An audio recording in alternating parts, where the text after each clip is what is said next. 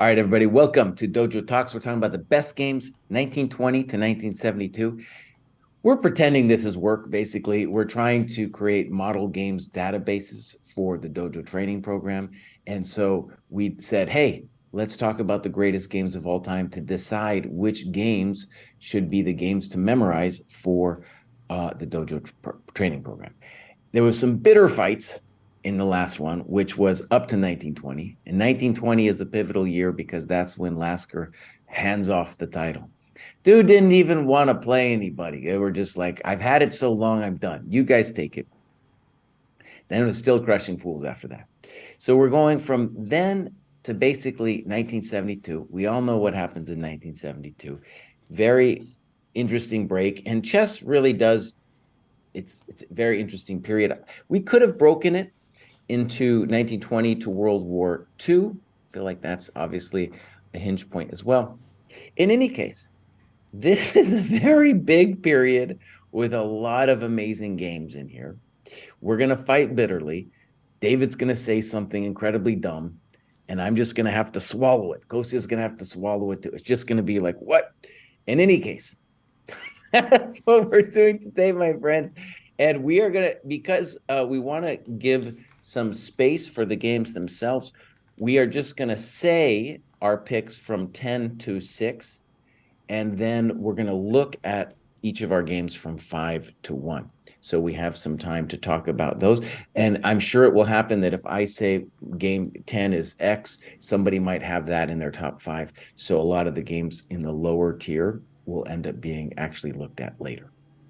So yeah, once again, for all you podcast listeners, this is like part 2 of our series. You're probably going to want to check this one out on YouTube if you actually want to see the games that we're talking about as we're ranking here. And let me just say my feeling for these shows, it's like our dojo training program is secondary to this. Like, this is really important. Like, this is an important part of chess culture. And I really want to make sure that we do these games and this period justice. And yeah, hopefully we don't upset too many hundreds of thousands of people like we did in previous shows where we rank stuff. We surely will, though. There's just too many good games. There's too many good games. Yeah.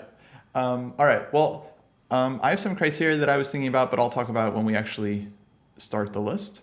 So let's get into it. Any more disclaimers? Go, Kostia, go. Give us your number 10, buddy. I'm starting? Sure. Okay. All right. Well then, let me just say a thing or two about how I went about this list. It was very hard. There's a lot of amazing players that have played in this time period, and they've had a lot of amazing games. I'm sure I'll probably leave some out. And in general, for this top 10 list, what I really wanted to do was just choose games that like made a huge impact on me growing up, that I remember learning about and studying, and games that I feel like were really influential.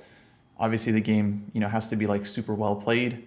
I love Jesse's metric last year that it had to have become a cult classic. I think that's a cool way to look at chess games as well. So yeah, I really tried to pick just all of my favorite ever games. All right, so without any further ado, my number, yeah. And we talked about it before the show. There's a good chance we're going to be rearranging the order as we go through. But my number 10 for now is Botvinnik Capablanca, 1938. So this is a really famous game. I'm sure many people have seen this game. It's known as the Bishop A3 game, and this was played in a famous Avro tournament with a lot of like the world's best players: Botvinnik, Capablanca, Oiva. I think maybe Alekhine was there. And at this point, 1938, Capablanca is definitely like ending his reign as like a super player, and Botvinnik is like only just beginning. And it's an excellent game. I love it not just because of the combination. It's also just like this really well-played Nimzo, and Botvinnik builds up a center and accepts a bad bishop. But ends up proving that this Darksword Bishop is actually really strong, and then just wins a brilliant game against Capablanca, and it kind of like signaled, the beginning for me of a new era. Okay, so we got a long show, so I'll keep it short. It's my number 10. Okay, cool. I put as my number 10, Bogolyubov versus Alyekhin.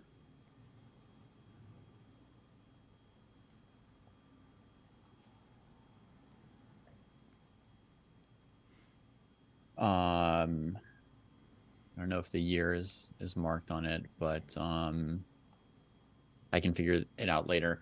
It's an epic game. We're not going to see it today, I don't think. But it's got a long period of maneuvering and a really cute combination where Alyekhin lets Bogolyubov play rook takes the rook on a8, rook takes the queen on d8, and rook takes the rook on f8. Like every single one of his heavy pieces gets captured in a row. And at the end of it, he's got a pawn that's threatening to promote on 2 squares because of the awkward knight. And so he gets a new queen at the end, and then eventually has to sack that queen as well to break through and win. The game is really epic from my perspective, and it has a strategic phase which is interesting, as well as a tactical phase that's kind of mind-boggling. And yeah, it's the kind of game which I think if you've played through it once, you'll never forget it. So it has that going for it. In terms of, let me just say something in terms of my overall criteria for this whole show. Sorry, just hit enter, David, so it goes in so we can see it. Okay, sorry. My brain is all over the place this week. But in terms of my criteria, we're using the title Greatest Games, and this is basically like favorite games for me. If I say like what the main criteria is on my list, it's just I'm putting games that are aesthetically appealing to me, which among other things usually means pretty good resistance from the player who loses, and usually means some surprising or unexpected ideas. So those are 2 sort of basic components to the games I picked. Cool. Okay, I guess it's my turn then. And I'll say my 3 criteria. Did the game make me cry? I know that sounds silly, but if it didn't, at some point in my chess development, did it make was it so beautiful that it caused an emotional reaction on my part? Generally, if it made me cry, it also spoke to some kind of deeper sense of the game that I'm getting turned onto while I'm viewing the game. And then with that, like, did it make me cry more than once? Does it have a resonance? Okay, that's number 1. Number 2, does the game connect with other people?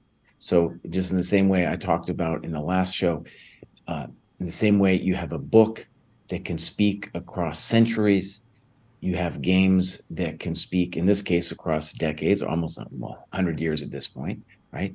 And when they connect with other people, and those people explain what they're feeling while viewing the game, and I can connect with them or share that sensibility, then right, that's another criteria for me. And in fact, what happens is you end up getting reminded of these games, because we're talking loads of great games here. It's very hard. There's like a common sense of memory about these games. And number 3 was the game played with gusto. Okay. I'm looking for somebody who played with some gusto. Edit. Right. Braden, just take that sentence out. I'm sorry, Braden. All right. So my number 10 and number 9, it's nice they kind of go together. Put in a robot voice that says gusto or something over him.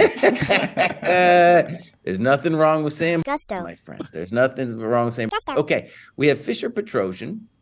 These are, let me just say, these are companion games. So this is Fischer Petrosian 1971. And then also Fischer Taimanov, also 1971. Mm-hmm.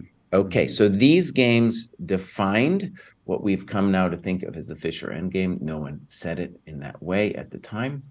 And what I want to say briefly about this is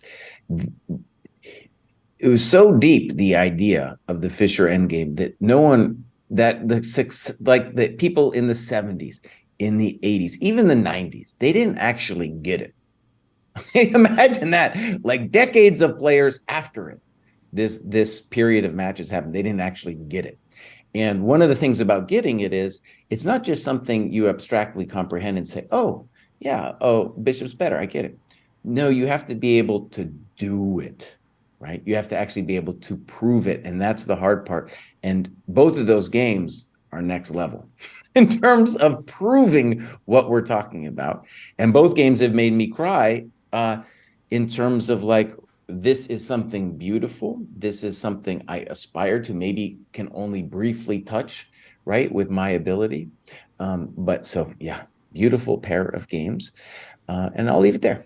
So let's clarify, Jesse, because Fischer played a couple of games against both Petrosian and Taimanov in 1971. The Petrosian game, that's the famous like knight takes d7 game where he gives up a really strong knight. Is that the one you're referring to?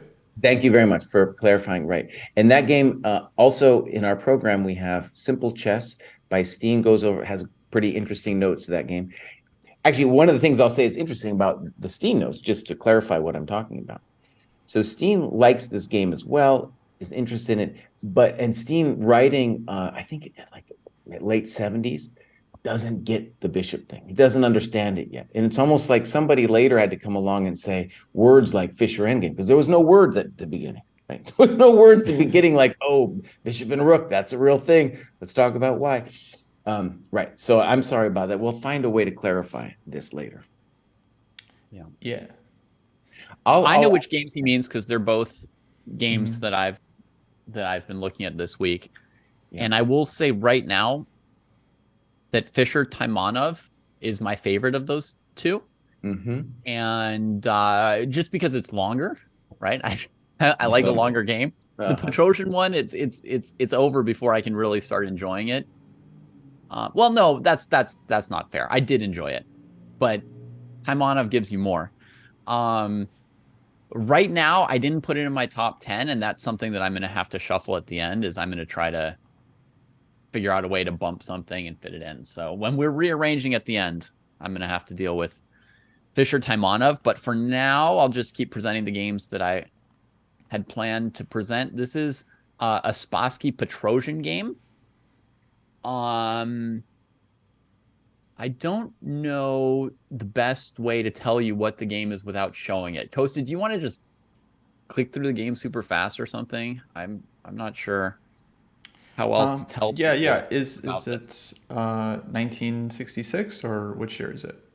It is from 1966, and it's a game that Petrosian wins with black. Yeah, I know the game you're talking about. Against a Torre attack. You like this game too? Yeah, it was considered for me. let me put it into the our board. Okay, and while you do, I'll try and just say one or two things about what's phenomenal about this game to me. First of all, a lot of the games that I like are going to be games that I couldn't replicate a lot of the time, right? Are going to be games where it's just like, how do you do that? And how to play against some of these Londons and Torre attacks as black, more than just holding the balance, but how to create a game out of them is something which has often eluded me, or just consistently eluded me. This game, he castles queenside, and you get this opposite side attacking idea, but then it's blended with this idea of space. Like in the end, the way he wins this game, including with material sacrifices and pressure against the king and everything, but he basically slowly somehow squishes white off the board. Like he takes over space and limits the white pieces. And to me, this game is pure magic. Like you look at a point where, if you go way further ahead, there's a point where he's sacked and exchanged, and the pawns sort of come in contact with each other. I just wanted to say, this game is pretty well known for this c4 moment. Yeah. because Petrosian gives up the d4 square, which like strategically just looks horrendous. Obviously, you guys know this, but just for the audience. And then, but yeah, his genius is that number one, white has to stay defending the e-pawn, so he can't really use the d4 square. But even if he gets there, the knight just kind of looks pretty, and he's like completely blocked off the queen side. So Spassky has no attack there with this classic. Right. Wherever you push, I'll push past. Yeah. Okay, but yeah, keep going. I'm gonna try to find that. Yeah, so he exchange plays sack. sort of normal moves, building up like an attack, but then this exchange sack ends up being not to open lines, right? Now he's not opening lines. Instead, he's just dominating space. And then one thing that blows my mind is like, if you're the person with the extra exchange, the classic recipe is you break with e4 and you get your rooks into the game, right? And that Petrosian can just absorb this e-pawn, just let it sit there, not right. He just leaves d5, lets it get taken. That really, really blew my mind that he could just let white do that and the rooks would still never find purchase. Like, I couldn't have predicted or seen that coming with my sort of stereotypical way of playing chess. You know, it just makes you seem like a hack when you see this and and compare it with your gut reactions of what moves you would play as black. Okay, Yeah. boss. Are you showing this game or not? This is your top five? What are we doing? We're always showing top five, buddy. What are you doing? Oh, well, it's been shown. It's just so beautiful, Jesse. It's There's a just lot of so beautiful games to look at. Come on. Yeah. Great game. Yeah, I definitely I had it on my list, and then all these other games came up. And I it's know. just, but it's literally like number 11 or 12 for me. Amazing game. I guess I'll go with my number 9, which is a game that I think will be familiar to most, because I also have Fischer Taimanov in my number 9 spot. Okay. I might end up changing it because the way Jesse talked about the game made me appreciate it even more. But I'm gonna stick with my original list for now, and then we might flip them over. But yeah, I've got Fischer Taimanov. For me, this is like such an amazing game. Fischer, he shows like the power of the rook and bishop, but also just like the stages of that endgame is just like so well played. He like induces all these weaknesses. He outplays with the rook and bishop. Then he finds the exact right moment to trade off the rook, and then outplays with the bishop versus knight, and then eventually sacrifices the bishop for 3 pawns, and then wins this like beautiful pawns versus knight endgame. I mean, it's just, and there's like so many zugzwangs. I mean, it's just like incredible game. Okay. That's that epic element. Yeah. Not to mention, right, he does this during the 6-0 match, and yeah, it just shows how good he was. All right, and then my number 8 game is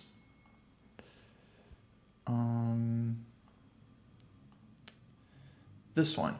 Yeah, I think you guys might have it higher on your list, so we'll probably see it possibly. But number 8 for me is Tal versus Hecht. There's a lot of amazing Tal games, you know, that I looked at this week. He's just like a genius. He's got a number of fantastic games.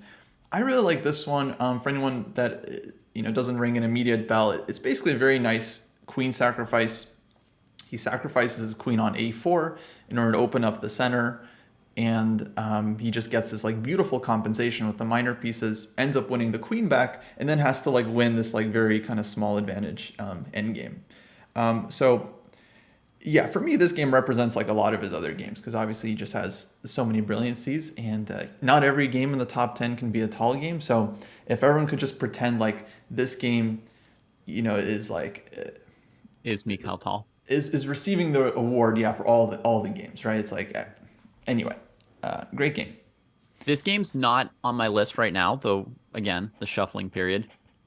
It is my favorite of all the Tal games that I looked at this week, and I looked at 5 or 6 of them. And I think the reason is because there's this wonderful rook endgame as well as a dessert after the queen sack and the mad tactics and all that.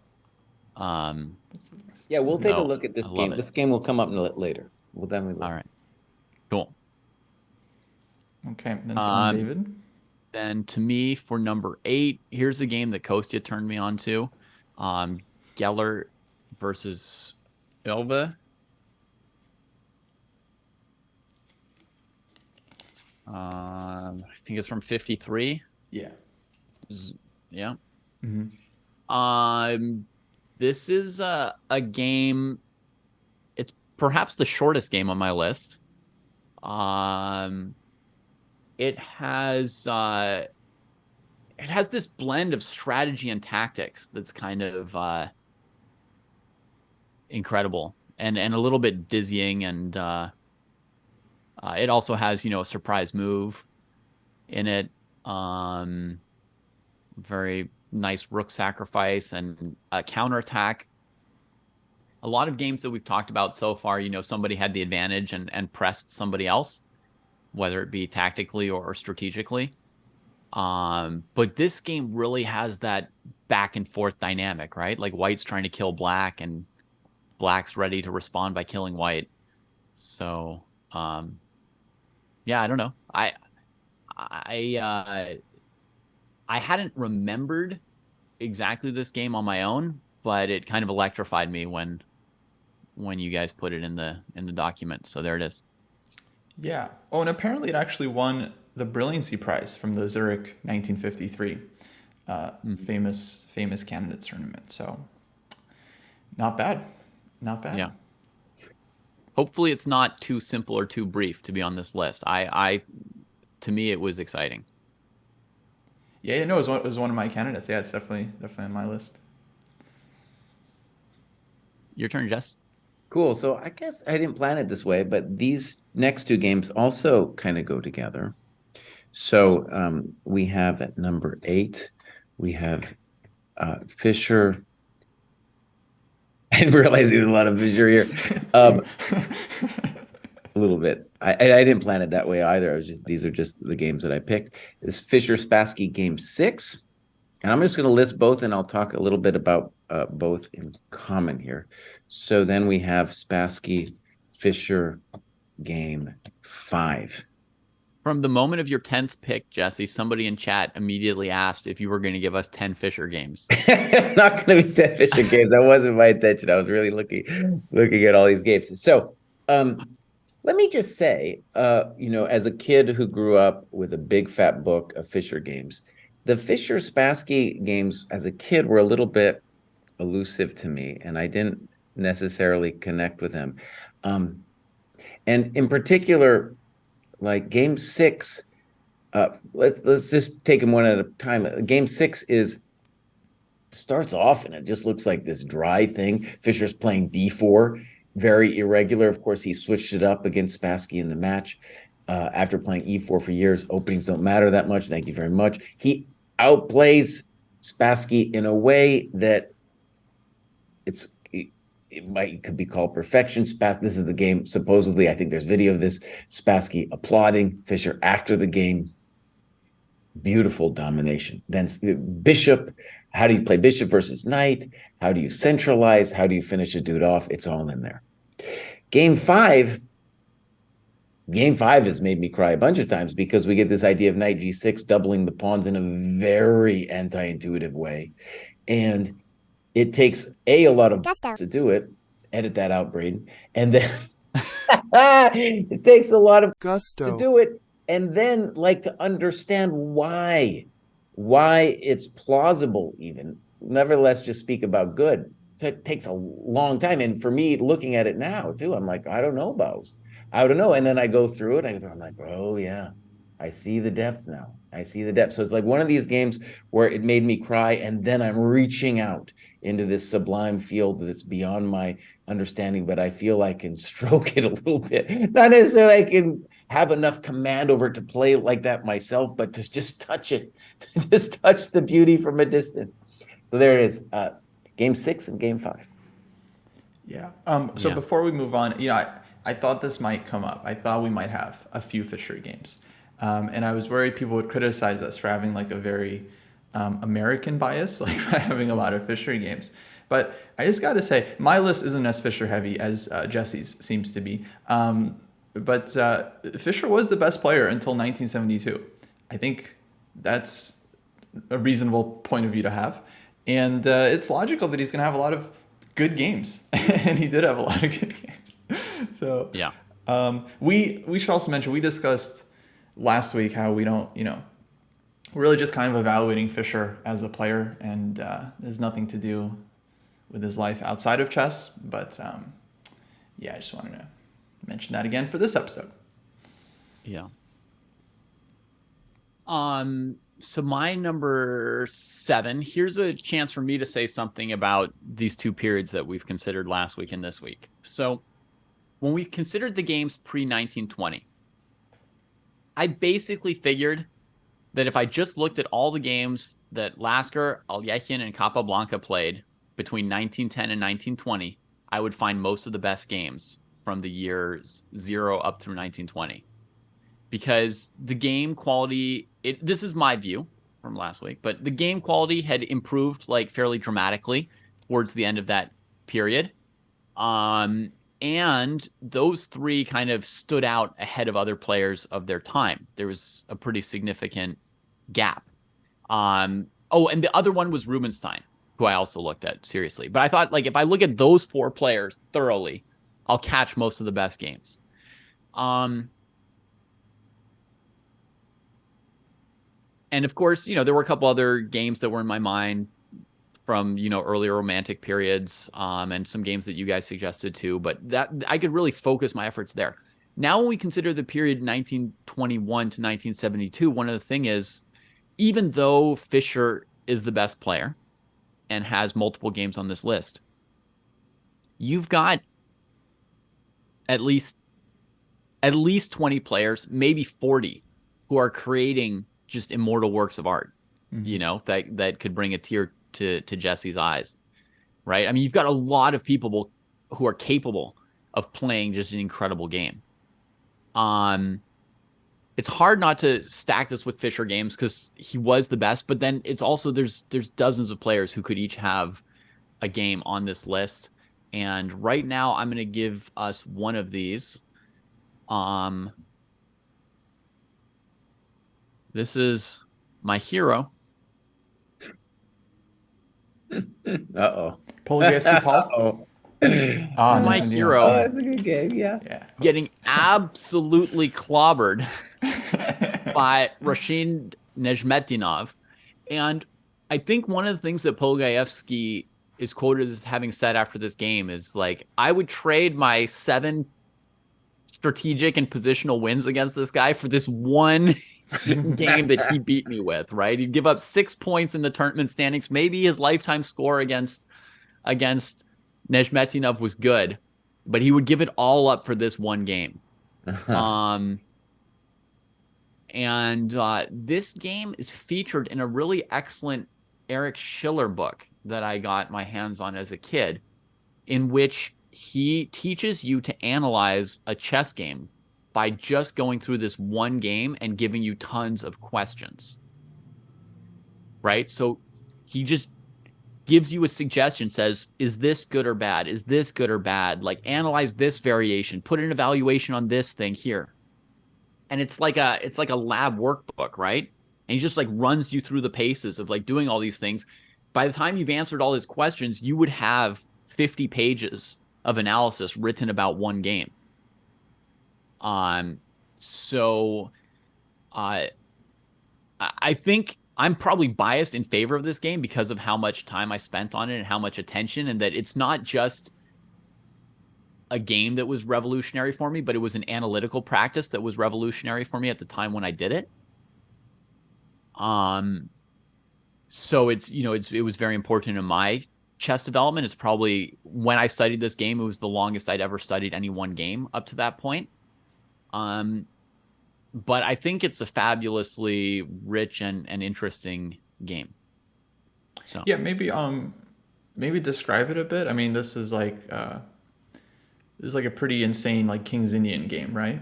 Yeah, it's maybe technically an old Indian, right, but something like C4 D6 D4 E5 kind of deal. So black whips up a little bit of an attack, a little bit of pressure, and gets the queen into the king side. So Polgaevsky, who has a dominant central position, as in a lot of King's Indian or Old Indians, he just moves his king up into the center of the board. And as you know, sometimes that's fine. Sometimes you just dominate all the space, and your king walks to a different area of the board, and you're okay. And then he traps Nezhmetinov's queen on h2, and Nezhmetinov just sacks a rook while leaving the queen hanging. He doesn't take a pawn for his queen. He doesn't take the rook on h1 for his queen. He just leaves it hanging. And then afterwards, what he has is he doesn't have a bunch of checks or checkmate threats. He has a king that's just stuck. Like, he's got all the squares around the king attacked. So the king's stuck on like d4 with every square around it attacked, and it just has to sit there. And the variations are bonkers, and eventually the king got checkmated.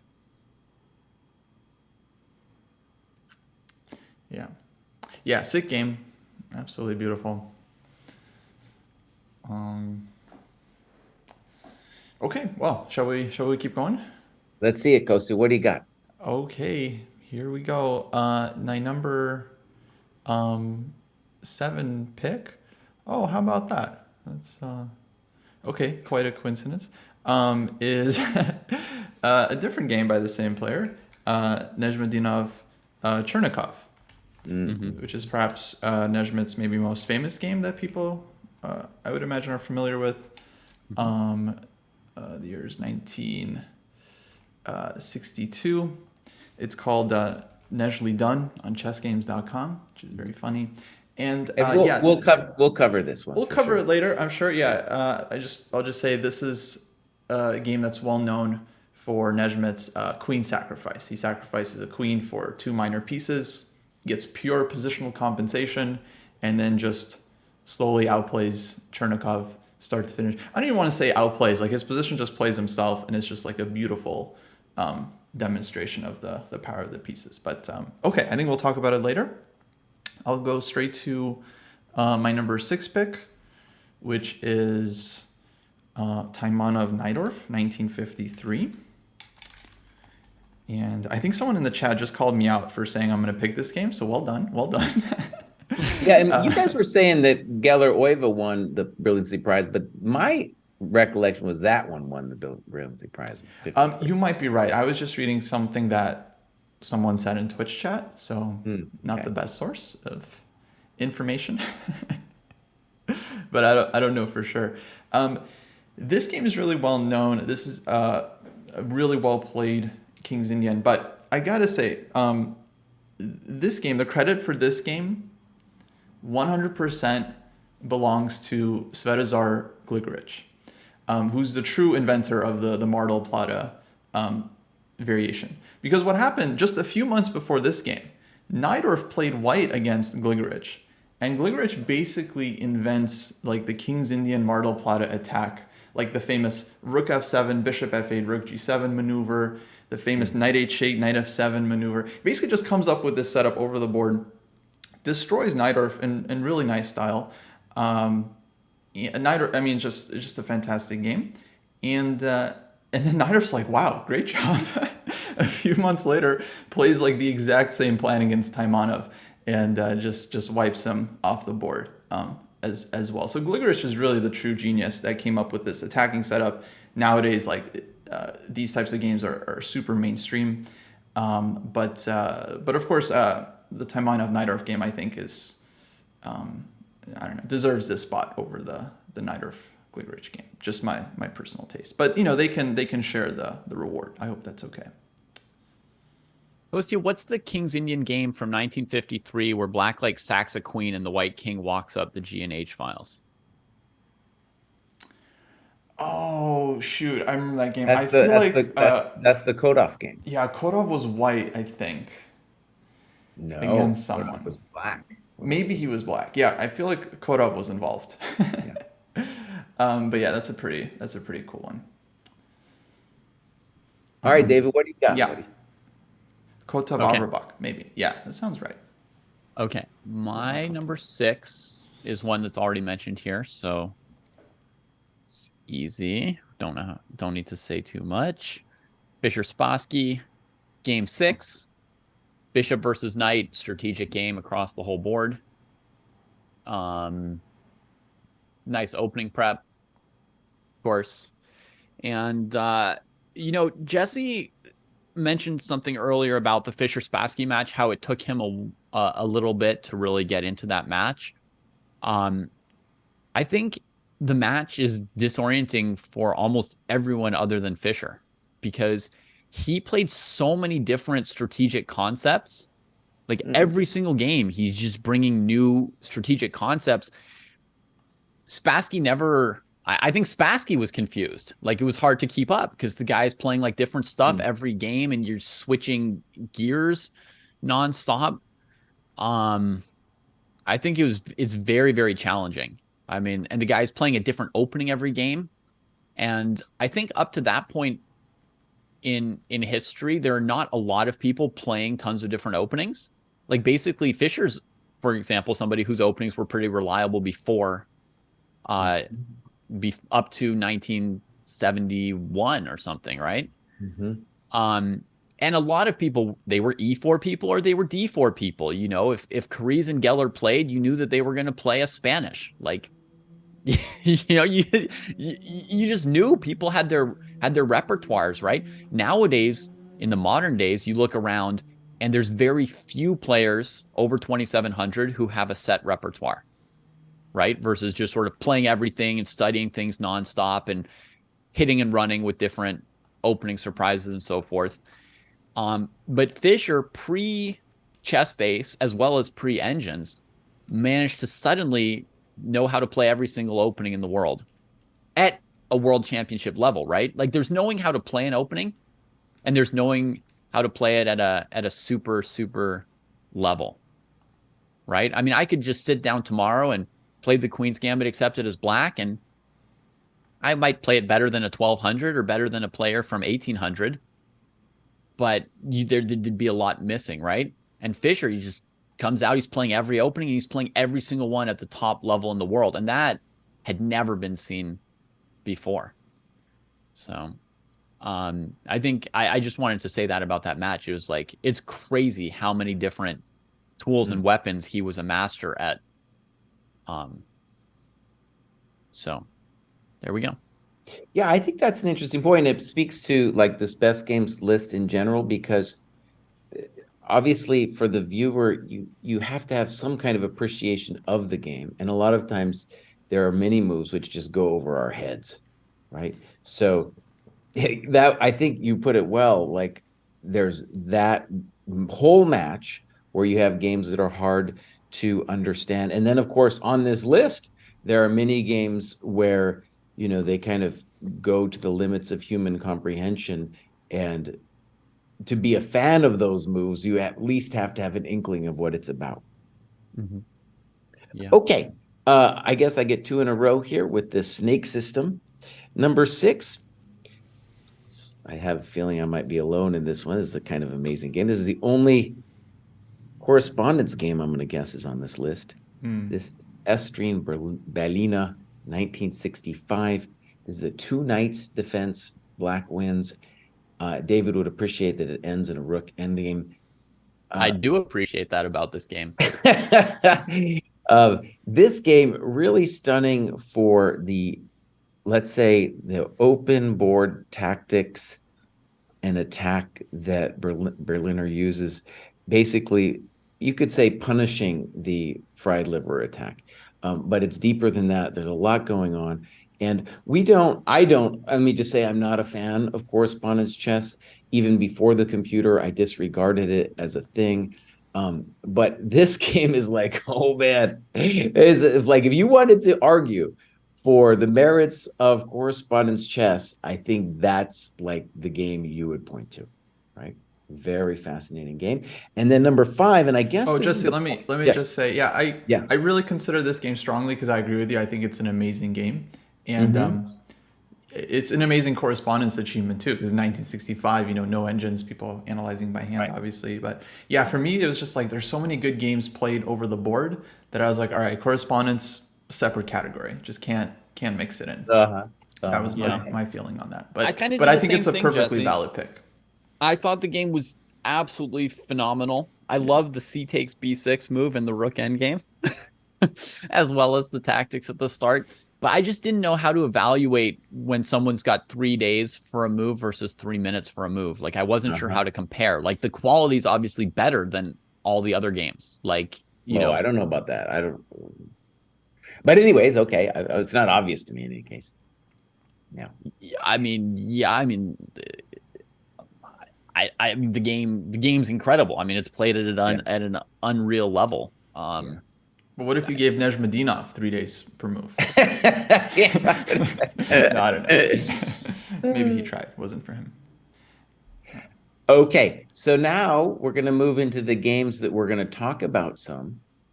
And so at number 5 here, I've got Byrne Fischer 1963.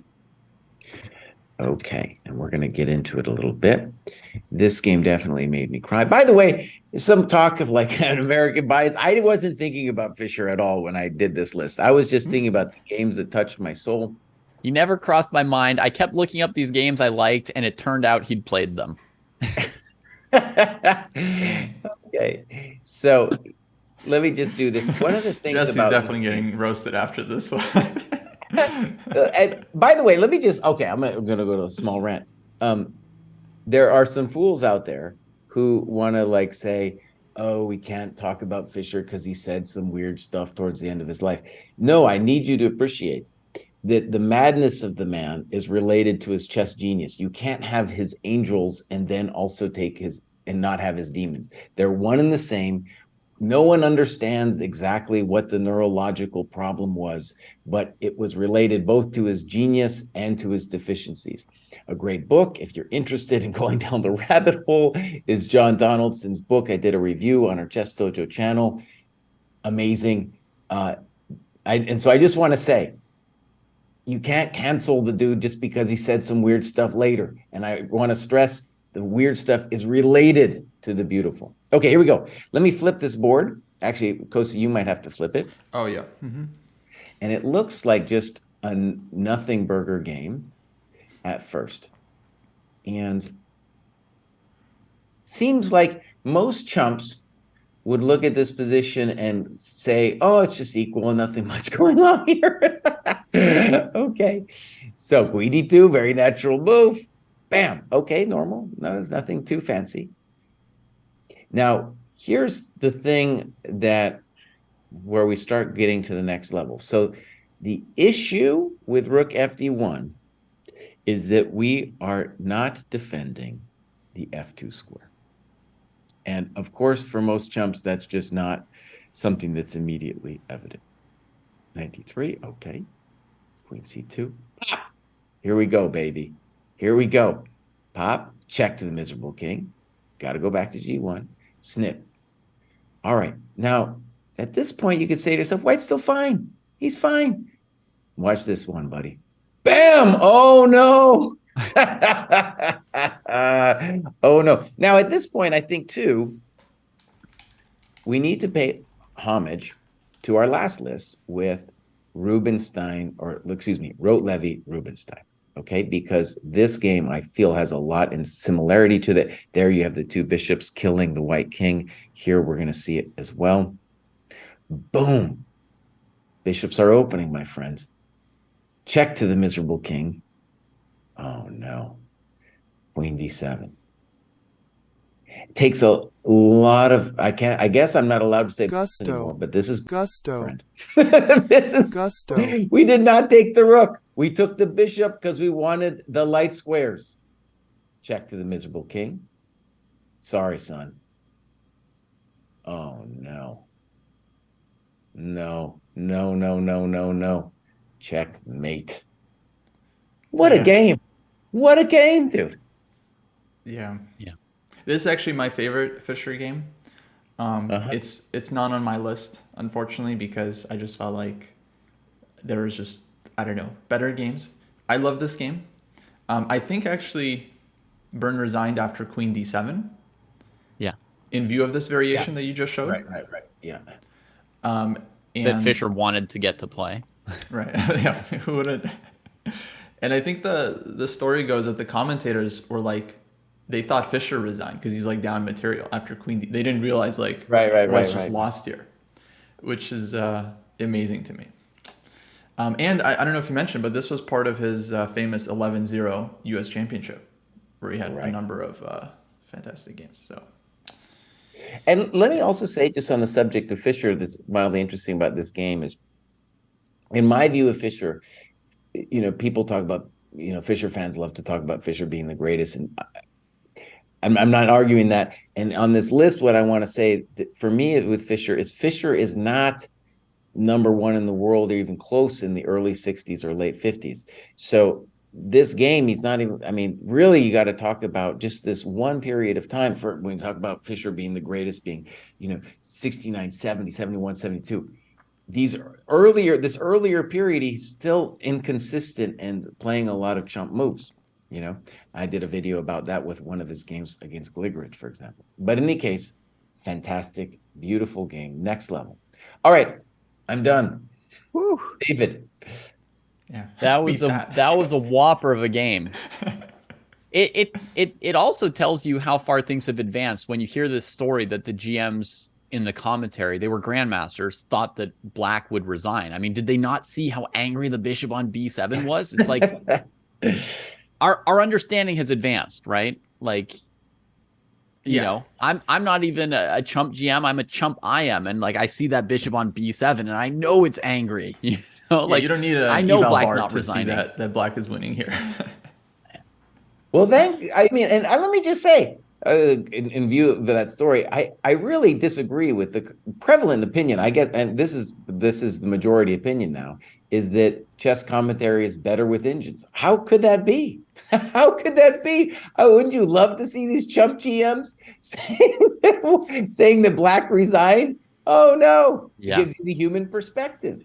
Absolutely. But now there would be people, if you do the commentary without the computer and you're saying that Black's going to resign, there'd be somebody in the chat room calling you a chump, Yeah, well, that's part of the job. That's part of the job description. Yeah. Yeah. All right. My number 5 is probably not on your guys' lists. It's a pretty obscure game, I think. Mm-hmm. But I loved it. It's Ratmir Kolmov against David Bronstein. And you would think that David Bronstein would be one of the geniuses from this era who would get in to our list as somebody, on the winning side of one of these games. He's not.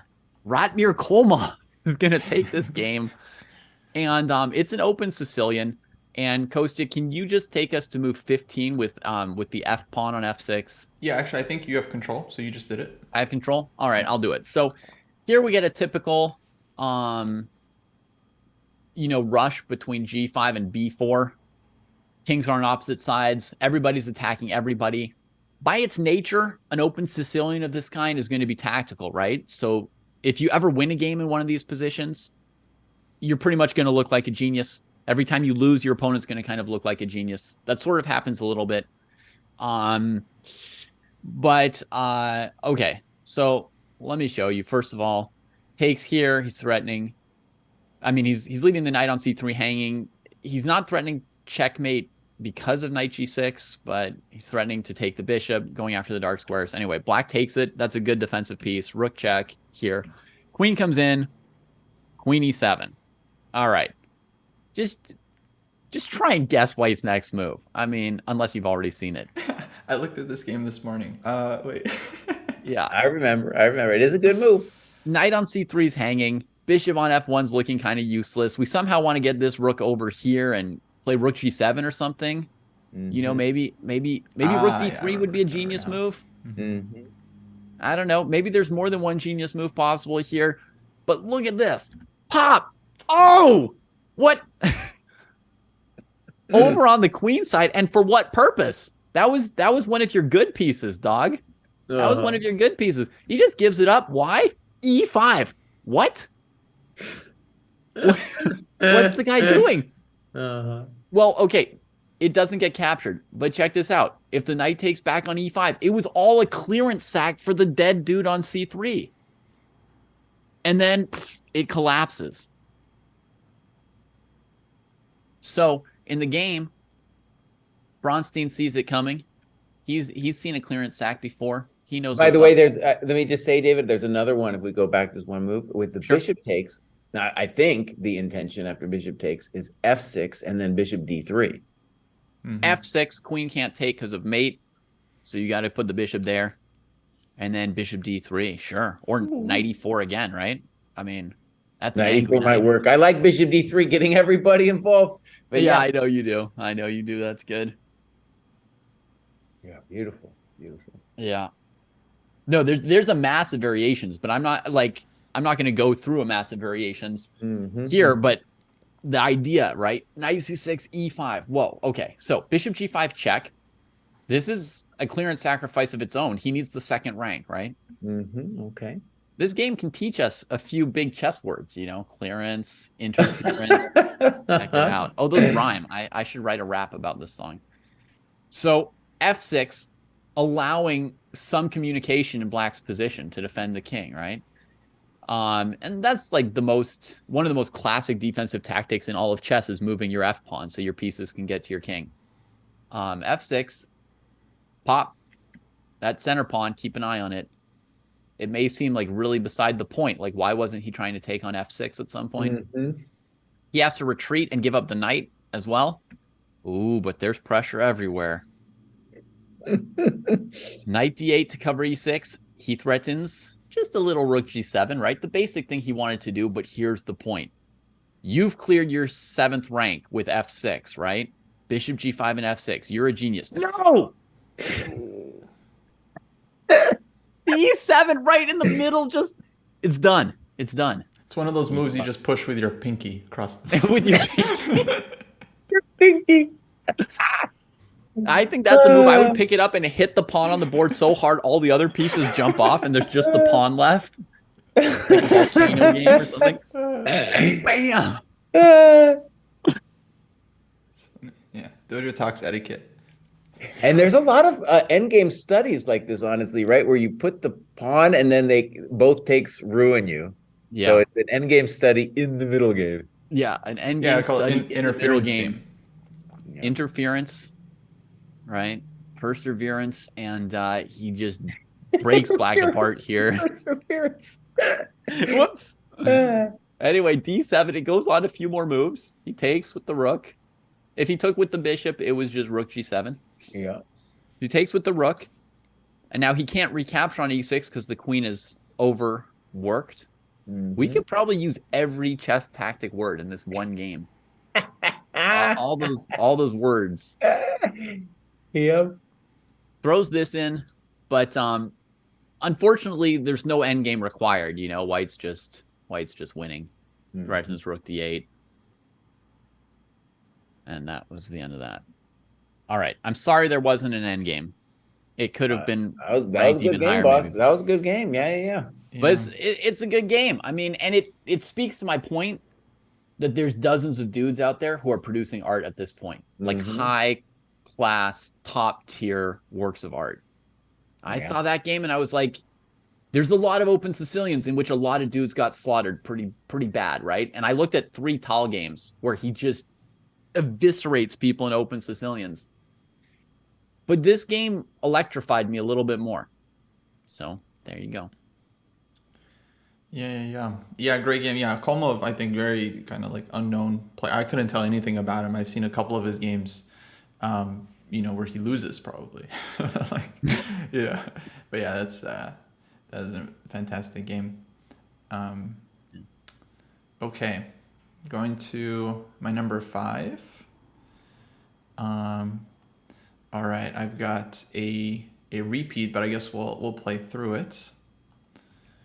And that's the game Fischer Spassky, game 6. I think this is our first three-peat of the day. First triple. Nice.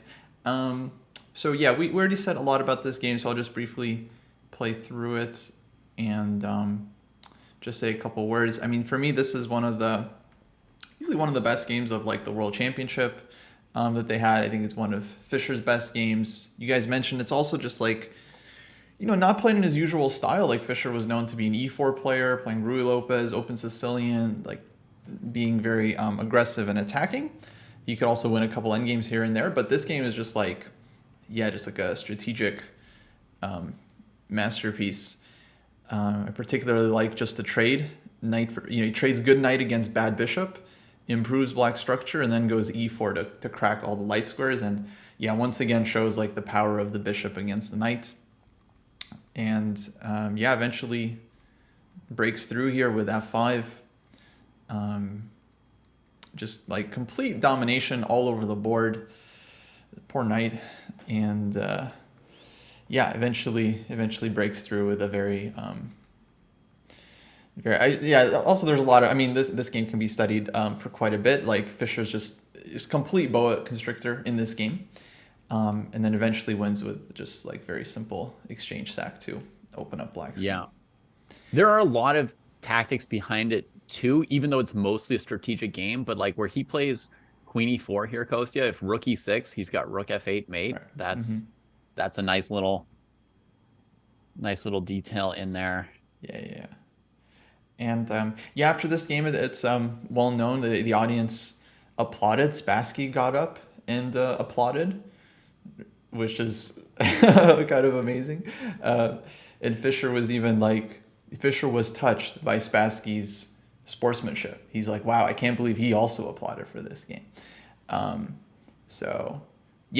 True, epic game, epic story. And the fact that it was played in, one of the most important world championships ever, I feel like, it just makes it a top 5 game for me. Let me go to number 4. Yeah. I think it's another repeat. But this game for me is really cool. It's the game Geller-Oive 1953. Okay. This was on David's list at number 8. Let me find it here. So, a couple things about this game and why I really wanted to include it on my list. I wasn't sure if it was going to be top 5 or not. I knew for sure a top 10 pick. But number 1, when we think about all the best games, it's usually like attacking brilliancies. Like those are the games that often stick with us and are flashy. But this one's like a defensive brilliancy. This is just like one of the greatest like defensive efforts of all time. And Oive, I think, is a player that's maybe a bit underappreciated by chess fans. He doesn't have a ton of like flashy wins. And Geller, I should say, is an incredible attacking player. He's just like one of the best attacking players of this period. He's got so many fantastic games. He beat Fischer multiple times. I think he even had like a plus score against Fischer, like one of the few players that did. Basically like made it all the world champions at some point. And here he like builds up this huge attack and like Samish Nimzo sacrifices a pawn for very, very strong compensation. And then Oive plays it perfectly. Like this move b5 is fantastic, creating counterplay just in time to deal with White's attack. And anyway, the attack continues. E5 is kind of a sacrifice here to open things up. Queen takes d3. The queen is now ready to come in. Takes, king f7, bishop h. It looks like White's getting mate. Actually, I should really flip the board. It looks like White's the one that's giving mate here. It just looks like Black is busted, but here comes just incredible move. Rook h8, probably the one this game is most known for. Sacrificing the rook in order to get Black's other rook to the c2 square, which was covered by the queen, and unleash this monster counterplay. And it turns out that White's just not in time. G7 is defended, and the game was over very quickly. Rook c1 takes, king f1, queen b3, and that's it. Black's attack just got there first, queen f3, and Geller had to resign here as there's like rook g1 check, and White's king soon just getting mated. I think there's some people that like to point out like, oh, it wasn't a perfect game. If White had played d5 here, he could have saved the position. He didn't find the best defense. It's still a brilliant game, guys. Okay, shut up. All right, amazing game. It's not spoiled at all by this. I just think it's fantastic. Anyway, Anna was playing this incredible 1953 Zurich tournament. So yeah. You know, when I was playing through this game a week ago, when you first put it on the list, and I was playing through it, as I was playing through it, I thought that it was going to be a brilliant win for white. Like, even once black was playing rook c2, I was like, oh, white's going to have some way of sort of holding it together and like turning their attack back on or something. So it really has some shock value there. Like, I did not realize that black was the one killing white. So I love that about it, you know, that there's the... Nice. Well, yeah, there you have it. I mean, it's no Kolmov Bronstein, but, you know, pretty good game. I don't know. Number 4. Okay. Number 4. I've got to repeat here. I've got your Nezhmetinov game here. The queen sack game. So I guess now we can show it to people. Let me get it up.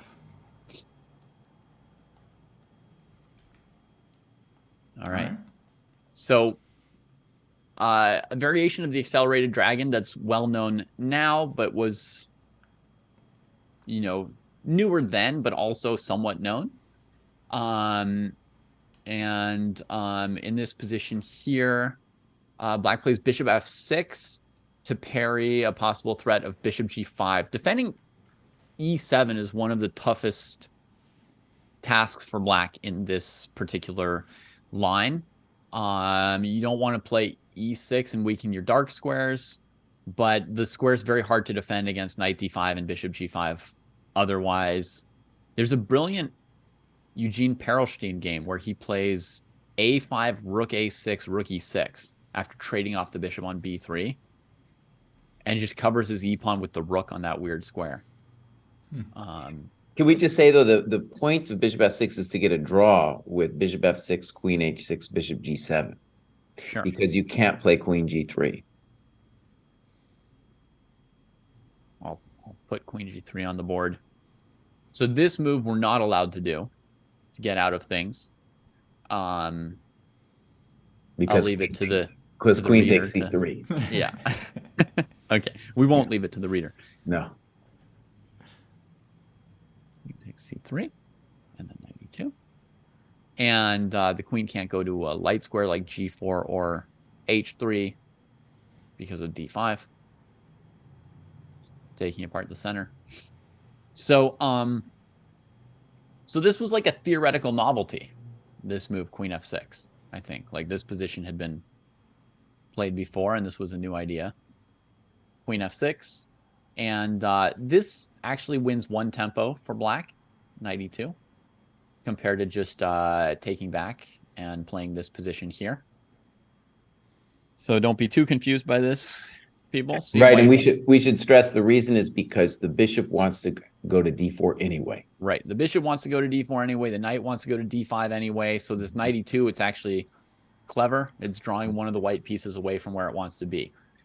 Right. But Nezhmetinov's concept here is that these two minor pieces are going to outperform the queen largely because of long-term dark square weaknesses. David, let me jump in. I guess we can co-commentate this because it's on my list too. It's a fascinating position for me. And one, I was lucky enough to look at a lot with human eyes before I turned on the computer. And I've also looked at it before the computer with a bunch of students as well. And a really fascinating question to ask people is, and yourself, what do you think the evaluation is here? And most people, at least at first glance, don't believe in the white position. If at most they'll say, well, white has compensation. Mm-hmm. And the interesting thing, it's stunning to me even now, is that I think it's actually over. I think it's actually over. Even saying it now, I'm like, really, boss? It's over? No, I think it's over. And it's a very interesting fact. It's over. And it, by the way, for it to be a great game, it doesn't need to be over here. It doesn't need to be like objectively over. I don't think Dude understood necessarily that it was objectively over. But what's interesting here is that black is not able to fight on the dark squares, and of course they're down in development. And so let's take it away, David. So I just want to say it's completely stunning to me. Yeah. Now, I used this game in the training program. Mhm. I took this position for one of the middle game sparring positions because I thought it, makes you Oh, your practice mic's a really little different. quiet, David. Sorry. My mic's a little quiet now. Yeah, your mic's a little quiet. Let me You're, see you're if okay something now. changed. You're doing all right now. That's good. That's better. It's fine. Okay. So I put it in the training program so people could practice playing a different kind of position, right? So it's in our middle game sparring at the moment. Nice. And I think it has you practice some really different skills than what you would do in any other random, like, oh, here's a different pawn structure. See if you can find which file to open, right? Now it's like, oh, here's chaos. What are you doing when everybody's throwing pieces around? So I think it's super interesting and original. And in the sequel, you'll see that the game remains exciting as well. Oh yeah. Knight d5, going after f6, bishop d4, okay. Black tries to hold their one dark square. I think an interesting question, Jesse, is what if Black played f5, trying to blow open files for the rooks, right? It's against the theory of, watch out for your dark squares. Mm-hmm. Just completely saying like, okay, whatever. I won't defend any dark squares, but maybe the rooks could get good enough that you could sack back in exchange at some point and save yourself. Mm-hmm. I think one of the main things that Chernikov tries to do later in this game is get in an exchange stack to stop himself. There's this amazing position. I love it where he goes rook c8. Well, we'll see. Go ahead. We'll get there. We're gonna see. We're gonna see. We'll get there. So they fight over f6. Neshmetinov just develops his rook, because development still matters. Brings it up and over. There goes f6. If queen to d8, then and everything were traded on f6, then white would have a pawn up endgame with a weak pawn on d6, same colored bishops, probably winning. And white could also keep the tension longer. They don't even have to take on f6. So black concedes f6 at this point. Tempos the queen back, and then takes.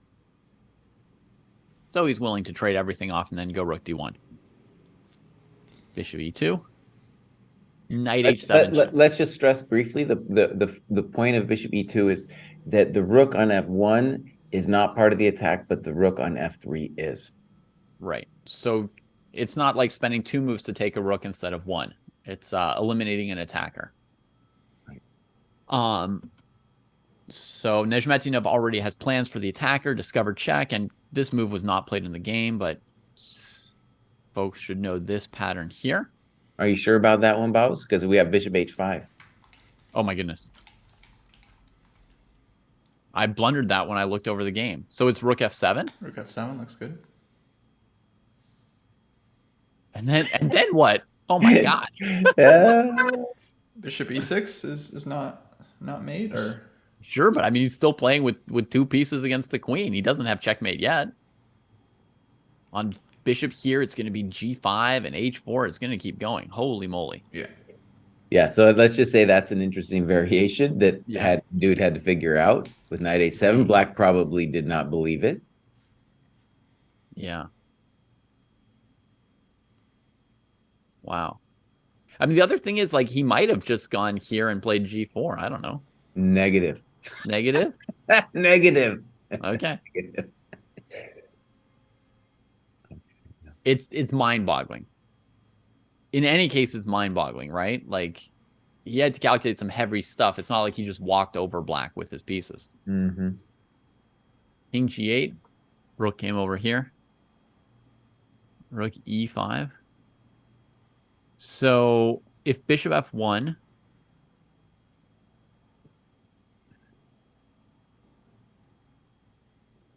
I remember thinking it would be knight g5 here, Jesse, but maybe that's wrong. That's right. Yeah, knight That's g5. right. Okay. And then it would be rook e5, would transpose to the game. Well, then it's a little. Well, we're gonna see knight f7 though, right? But you could just go knight f7 this way. Yeah. Brutal. Rook e5. F4 here. Takes a move to Just recapture. expect- Mm. Rook C8. This is a move I just love. Just nope. Can't have that bishop. It's like his minor pieces are hiding from the opponent's major pieces. So funny. Just absolute craziness. Here, Black's, I don't know, out of moves or something. What's he planning? Rook C4 to try and, Yeah, you got to stop. Got to block the try and bishop. trade a bishop somehow. Yeah, you got to block the bishop. So knight gets out of the way, tries to defend f7, but now it's in the realm of what mortals know. And there's a famous other Spassky Petrosian game that has this same combination that I considered, but it didn't make top 10. But here.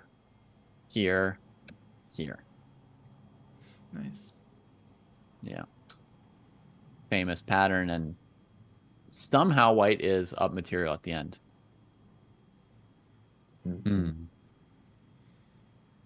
Bishop and knight versus rook, and black resigned. I mean, Yeah, what to add to those moves? I'll What say to a add to couple those words about it later too. All right. On to Jesse's number 4 pick. Yeah, I get to 2 in a row. Oh my gosh. Okay. So my friends, we got Tal Hesht, 1962. And this one, oh man. This one comes in the category of Gusto. my friend. Oh, I'm not allowed to say it. Yeah, I'm not allowed to say Definitely it. not allowed to say it 9 times on a podcast. Okay, I'm not allowed. All right, here we go, my friends. Yeah, don't worry, everyone. He's not allowed. He's not saying it.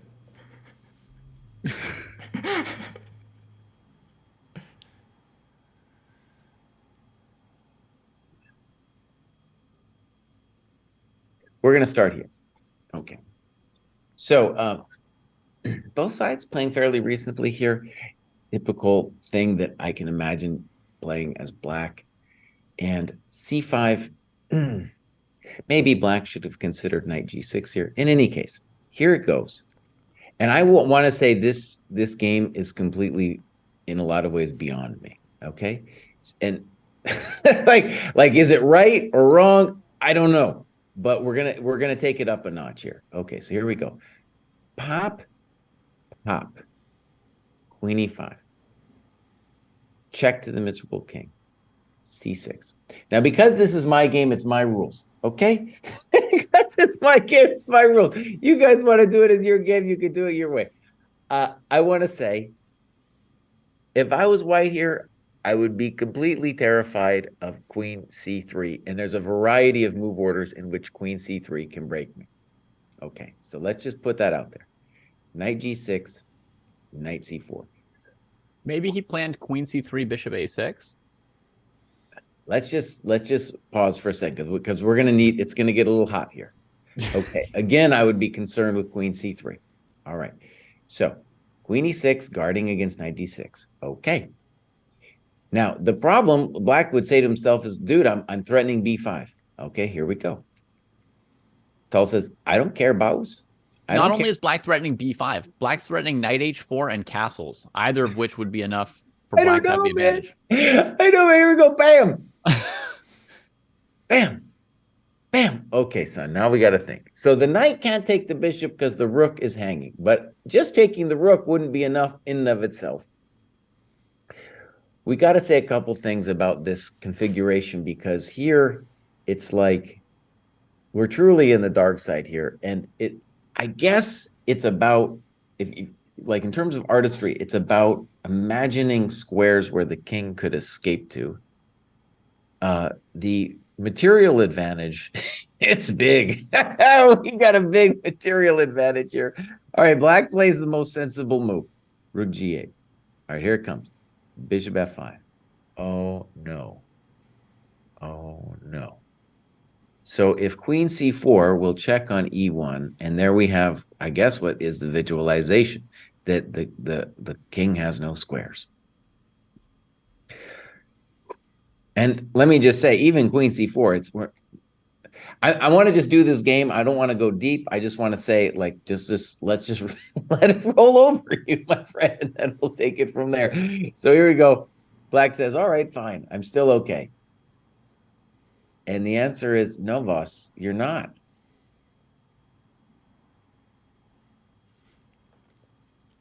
And I think Black is lost, dude. I think Black is lost in this position. And stunningly, it's a, what is it? We're looking kind of at a Fischer endgame here. The problem, though, is the rook on g7 is discoordinated, and the black pawns are chumps. Now, I'm going to go through this quickly because really the full genius has already happened, even though this is definitely genius as well. Oh, man, this is so crude and rude.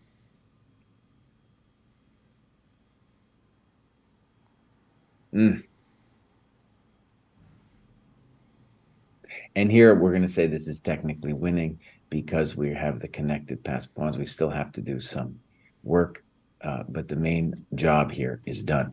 So this game, in terms of like visualization, Gusto. somehow it's more appropriate if you say it in Spanish than in English. And like, so let's just do a couple moves here. So we got c5, mildly comprehensible, though, like understanding this dynamic is, you have to have some courage. Now, queen a4, Yeah. not my first move. I'm Yeah. terrible. Not an obvious follow. I'm yeah. And then, okay, so you get him to c6, and then, so if we're gonna we're talking about visualization, it's like, okay, well, in return for my queen being a little weird, I'm getting the d6 square. And now everything is going to be hanging. I'm going to be suffering to b5, suffering to knight h4, suffering queen c3. e5, I don't care about anything, Baus. I care about nothing. I care about nothing. Oh, dude. Yeah. All right, so there it is. Game number 4. Game number 4. Maybe you guys are Holy going to... moly. Yeah, it's an incredible game. Yeah, and I mean, that game... Oh, go ahead. That game really reminds us of some of Tal's most famous sayings, right? I mean, that game encapsulates, right? They can only take them one at a time. When it's like queen and knight are forked, but the bishop's hanging on h4, and like Exactly. they can only take them one at a time, right? That's one of his quotes. The other is, take your opponent into a deep, dark wood where 2 + 2 = 5, or where only one person comes out. It's that game is the deep, dark wood, and you can only take one at a time. And then he beats you in an end game down a pawn. I mean, whew, that game has it all. Yeah, and let me just say, like, this game's on my list too, and I looked at it beforehand, and it's not like a incorrect game. It's not like one of those games where it's like, oh, like the sacrifice is incorrect, like black was winning, and like you messed up. Like, no, actually, it was very, very difficult for black to survive this onslaught. Just like impossible. Oh, and yeah. anyone that disagrees should just go try playing against Tal themselves. They should just go, is what they should do. Just go play Tal. Okay, number 3. This one this one can be moved around, but this is Fischer as a kid against Byrne, usually called the game of the century. A different Byrne. A different Byrne, yeah. They're brother IMs, I think. The Donald. Also a Grunfeld, right? And this one made a huge impression on me. It still does. It's amazing. Bishop g4. Oh, one sec. I don't have it up yet. Oh, sorry. We can start from this position, actually. Yeah, go ahead. So, in both of these Byrne games, white makes, let's say, a slight discoordination. And here, bishop g5 is the move that is a little bit suspect. And now the party really is going to start here. Knight a4. Bam. Oh, no. So the first piece of beauty here is that knight a4, knight e4 is surprisingly crushing. Okay. So queen a3, knight c3. Pawn takes. knight e4. It still seems like white's doing fine. Queen b6. Okay. Goes to flip the board. I mean, that's fine. That's fine. Oh, sorry. Okay, that's fine. And white needs to develop. Bishop c4. Knight c3. This game's amazing, dude. My memory serves me right. Fischer is 14 when this is going down. Check to the miserable king. King f1. Bishop e6. Dude. Bishop e6 is filthy. Absolute filthy. Yeah, dude. All right, so let's just. I mean, we could have. Like a lot of these games, I'm not going too in depth, but let's just say a couple basic things. If bishop takes e6, we have queen b5. Let's do a quick smothered mate, actually. Just fit in a quick smothered mate. Let's just do a quick smothered mate, my friends. So that's the problem there. If queen takes c3, we have this nasty little problem. So bishop takes b6, check to the miserable king. Check to the miserable king. Let's take a pawn. Let's go back. Let's move it around. And now let's just say you're done. Minor pieces. Done. The rook on h1's out. Amazing. With Amazing. tempo capturing towards the center. Yeah, just everything's like.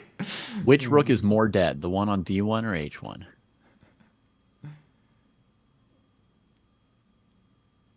Bro, we're not in a hurry here. We're not in a check to the miserable. Oh, dude, take it easy, bro. Take it easy. Oh, man. Ugh.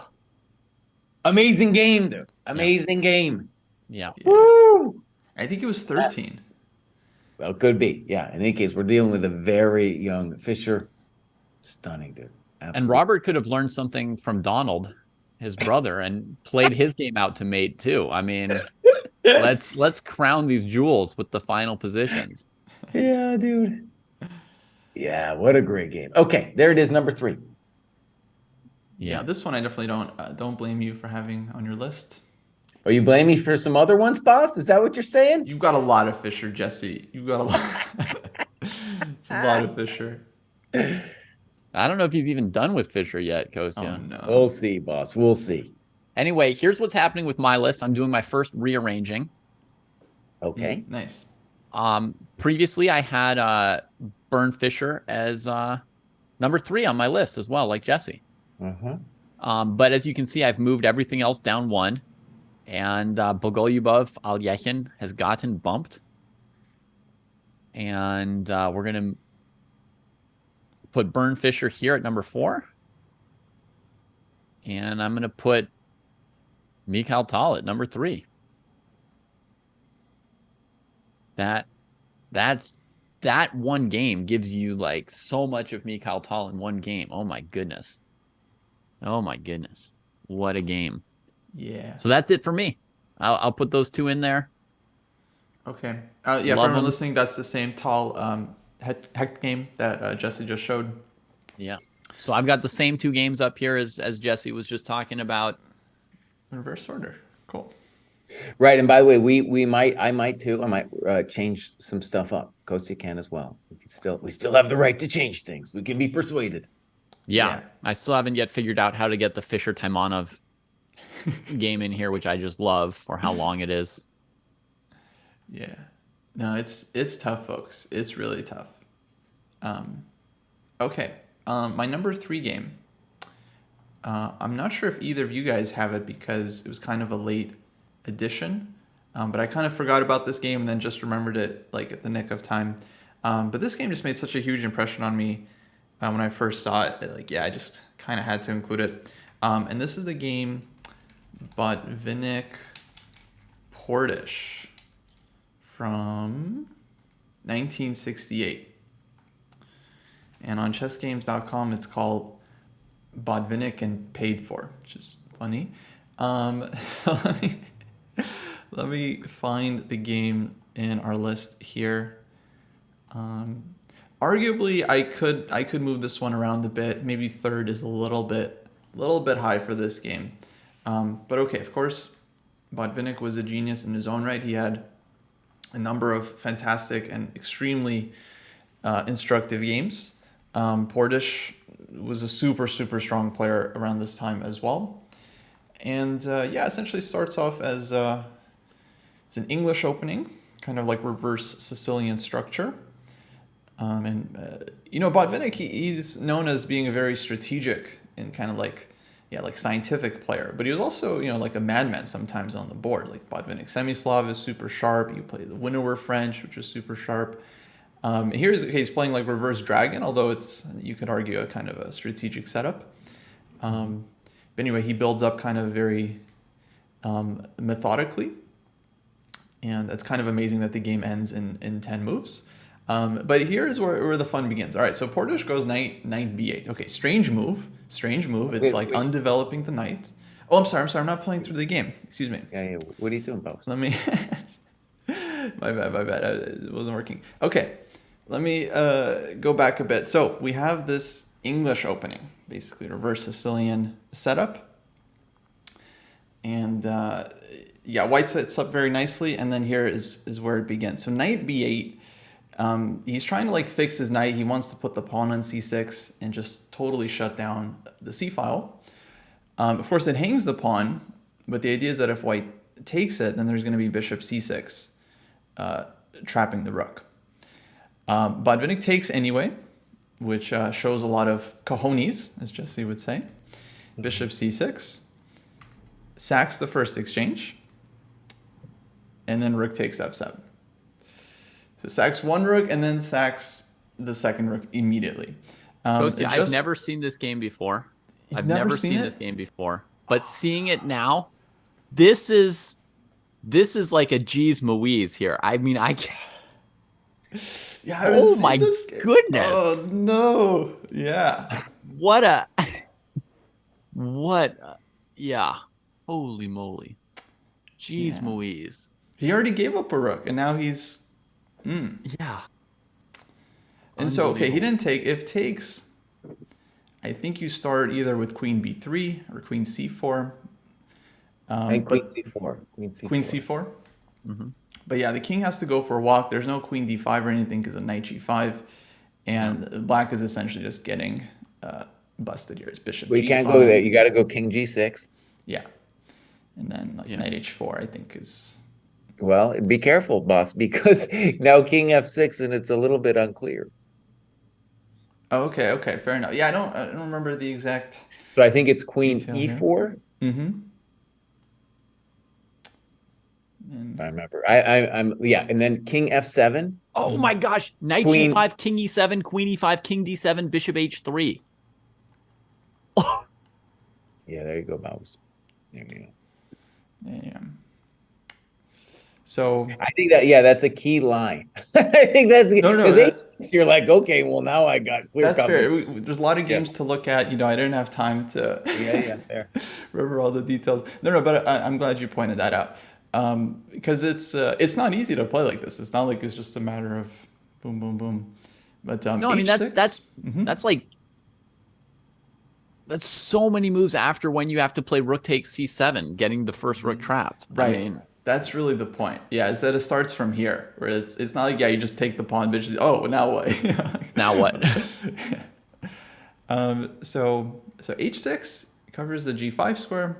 Rook goes to b7, and now white just has he sacked the exchange, but he has 2 pawns and all the light squares. So now it's just more than full compensation. Knight h4. Jeez Louise, leaving the rook hanging again. Again, yep. This time Portish, he's had enough. He's just like, just end it. He's just gonna set up bishop e4 and say you're stuck, boss. Yeah. Bishop d6 and Alex resigns. Good God. Yeah. Oh my lord. Takes, check, and check. He can take the queen. There's knight g4 also. Yeah, knight g4 first. Why not? Yeah. Why not? And I think this is just it's almost made. But yeah, this is just completely over. So yeah, I Right. mean, okay, I think David's reaction kind of speaks for itself.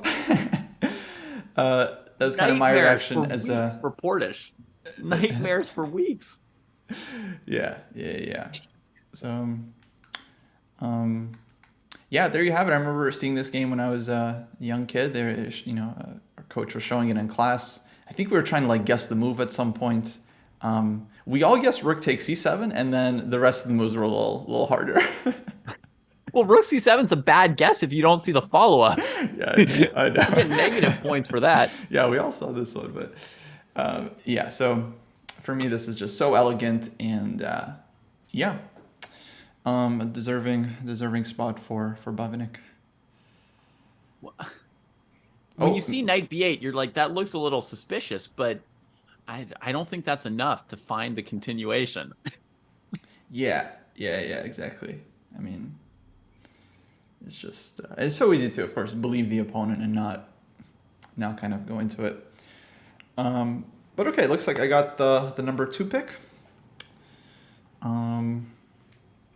This is a game. This is another game I'm not sure if you guys have on your list, but it's this game I think maybe a little more famous.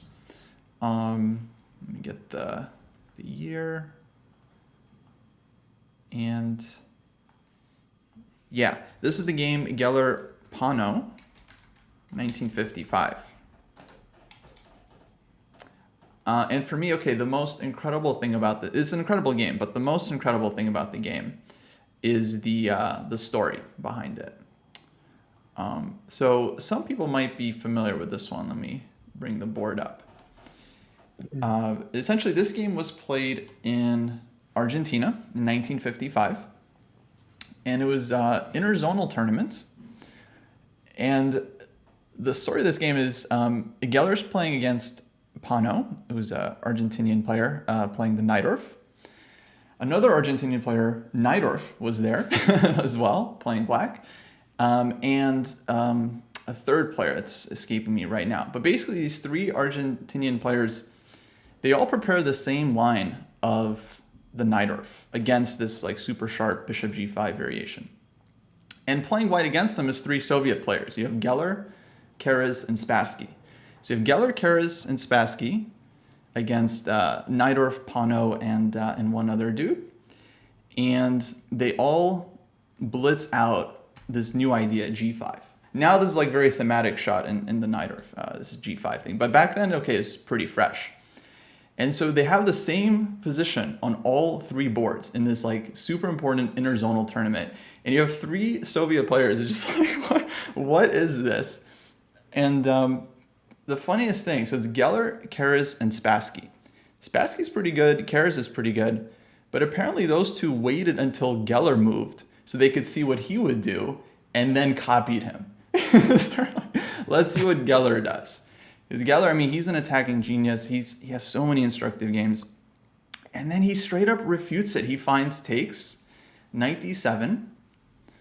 Now the point is, okay, black wants to take over the dark squares, and if bishop g5 happens, knight e5, white's just going to be worse, maybe lost even. Knight takes e6, sacrifices a piece. Queen h5 check, king f8. And yeah, now great time, YouTube, guess the move. Bishop b5. Which is just crazy. Just like, what an insane move. The point, I looked this one up because I couldn't remember, but the idea is white needs to clear this f1 square for the rook to get the rook in. But the main idea is that, let's say black goes king g7 here, rook f1, or maybe castles, knight e5. White's idea would be bishop to g3, threatening to take and coming with mate. And now if black could play knight d7 or knight c6 here, which black could if the bishop was literally on any other square, black would be fine. But the fact that the bishop is on b5 is super important. Is now knight c6, white just takes it. Same on knight d7, then takes here, and it's going to be mate.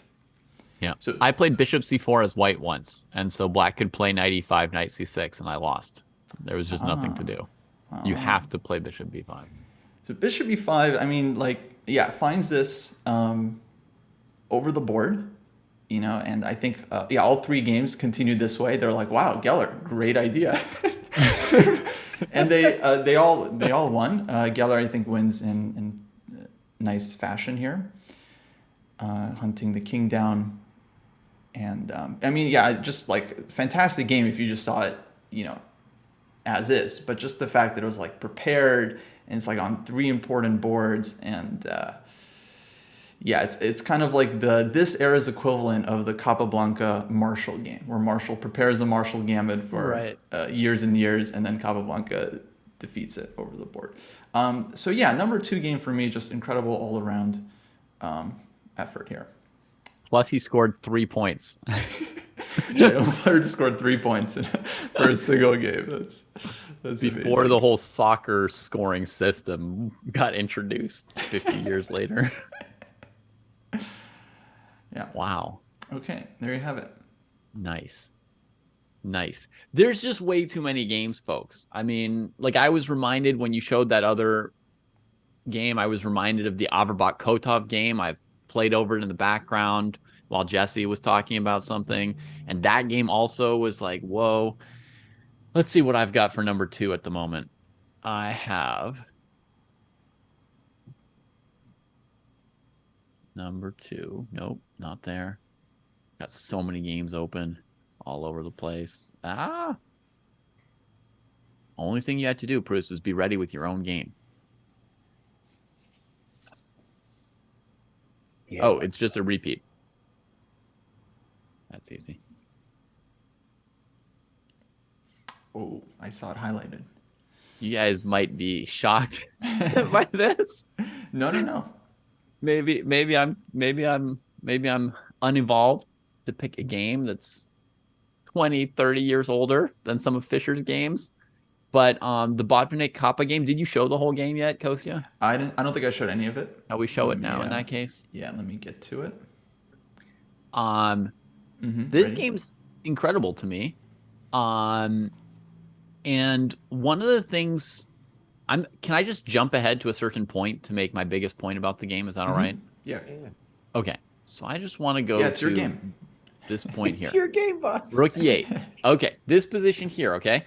So white has sacrificed the queen side, shall we say. They sacrificed the b3 outpost. He sacrificed the a4 pawn in order to play, e5, f4, f5, with the king side attack. But, Capablanca saw the danger coming, and he plays f5 himself right before white can play f5. All right? He plays f5 himself. So he doesn't just get steamrolled, right?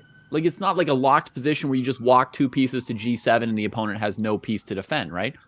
He puts up a defense. The e file gets opened. So white's looking to attack on the f file now with f5.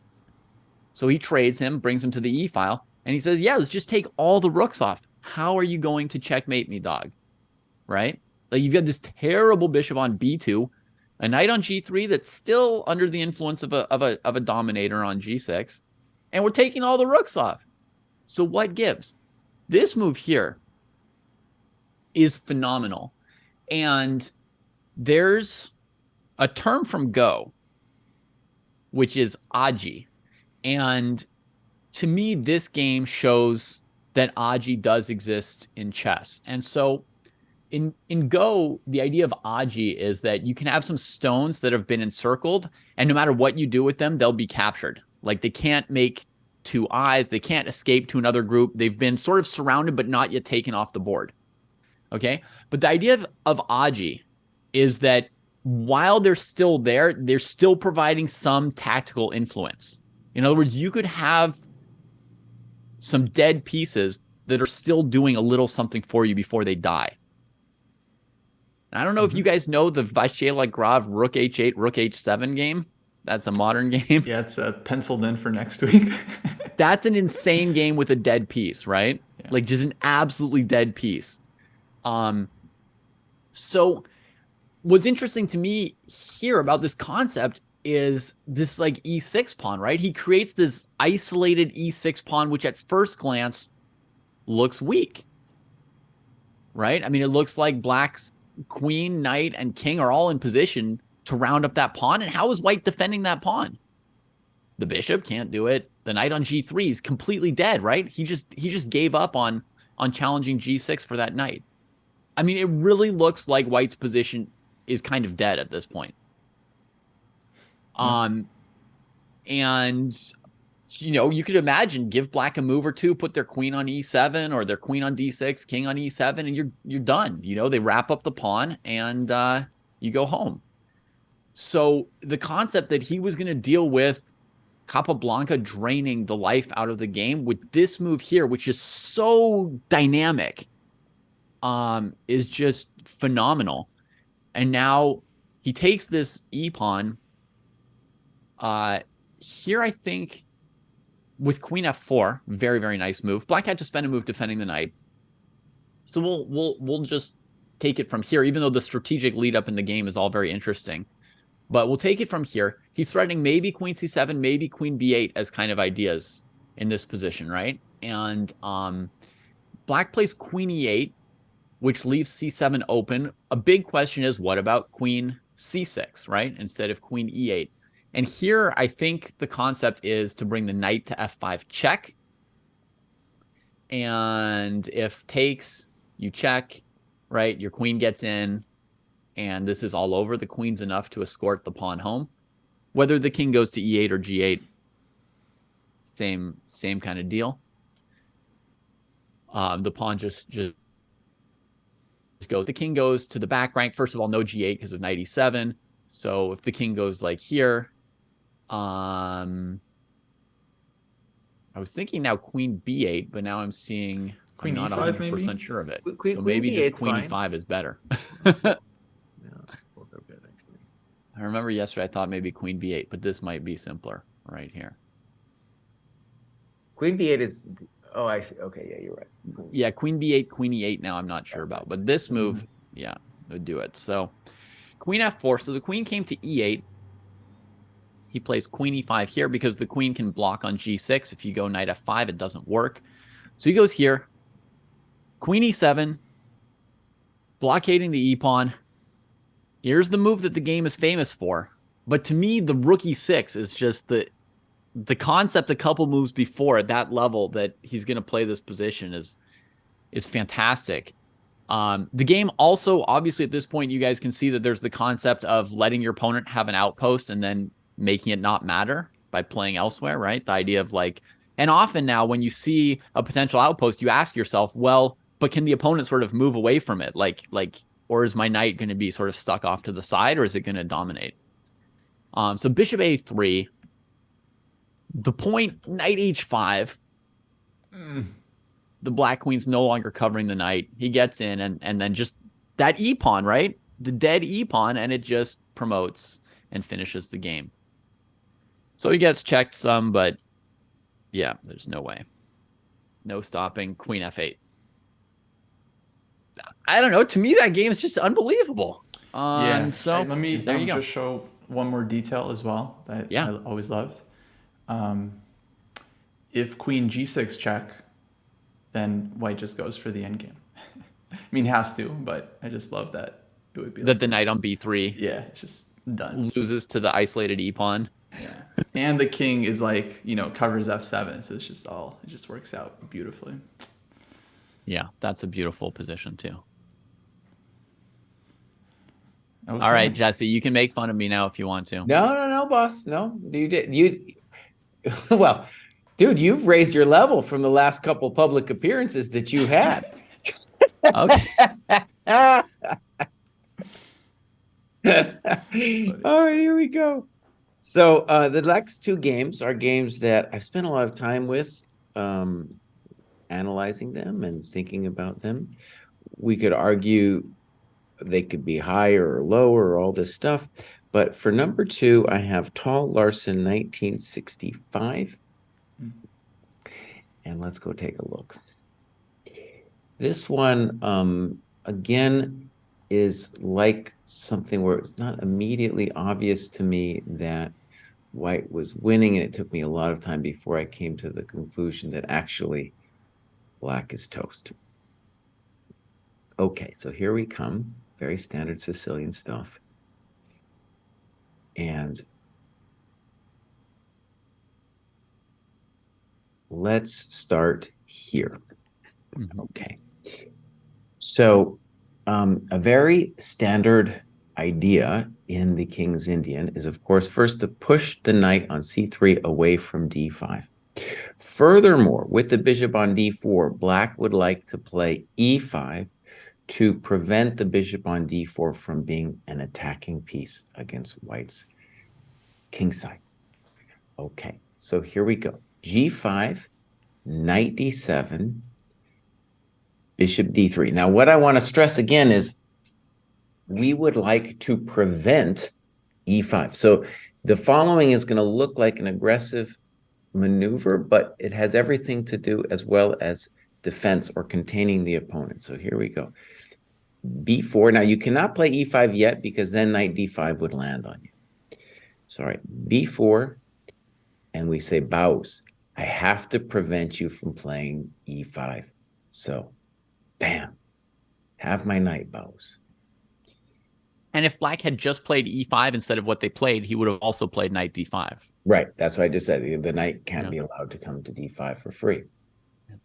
So this position, right, I've spent a lot of time with it, and it's not immediately obvious to anybody what's happening here.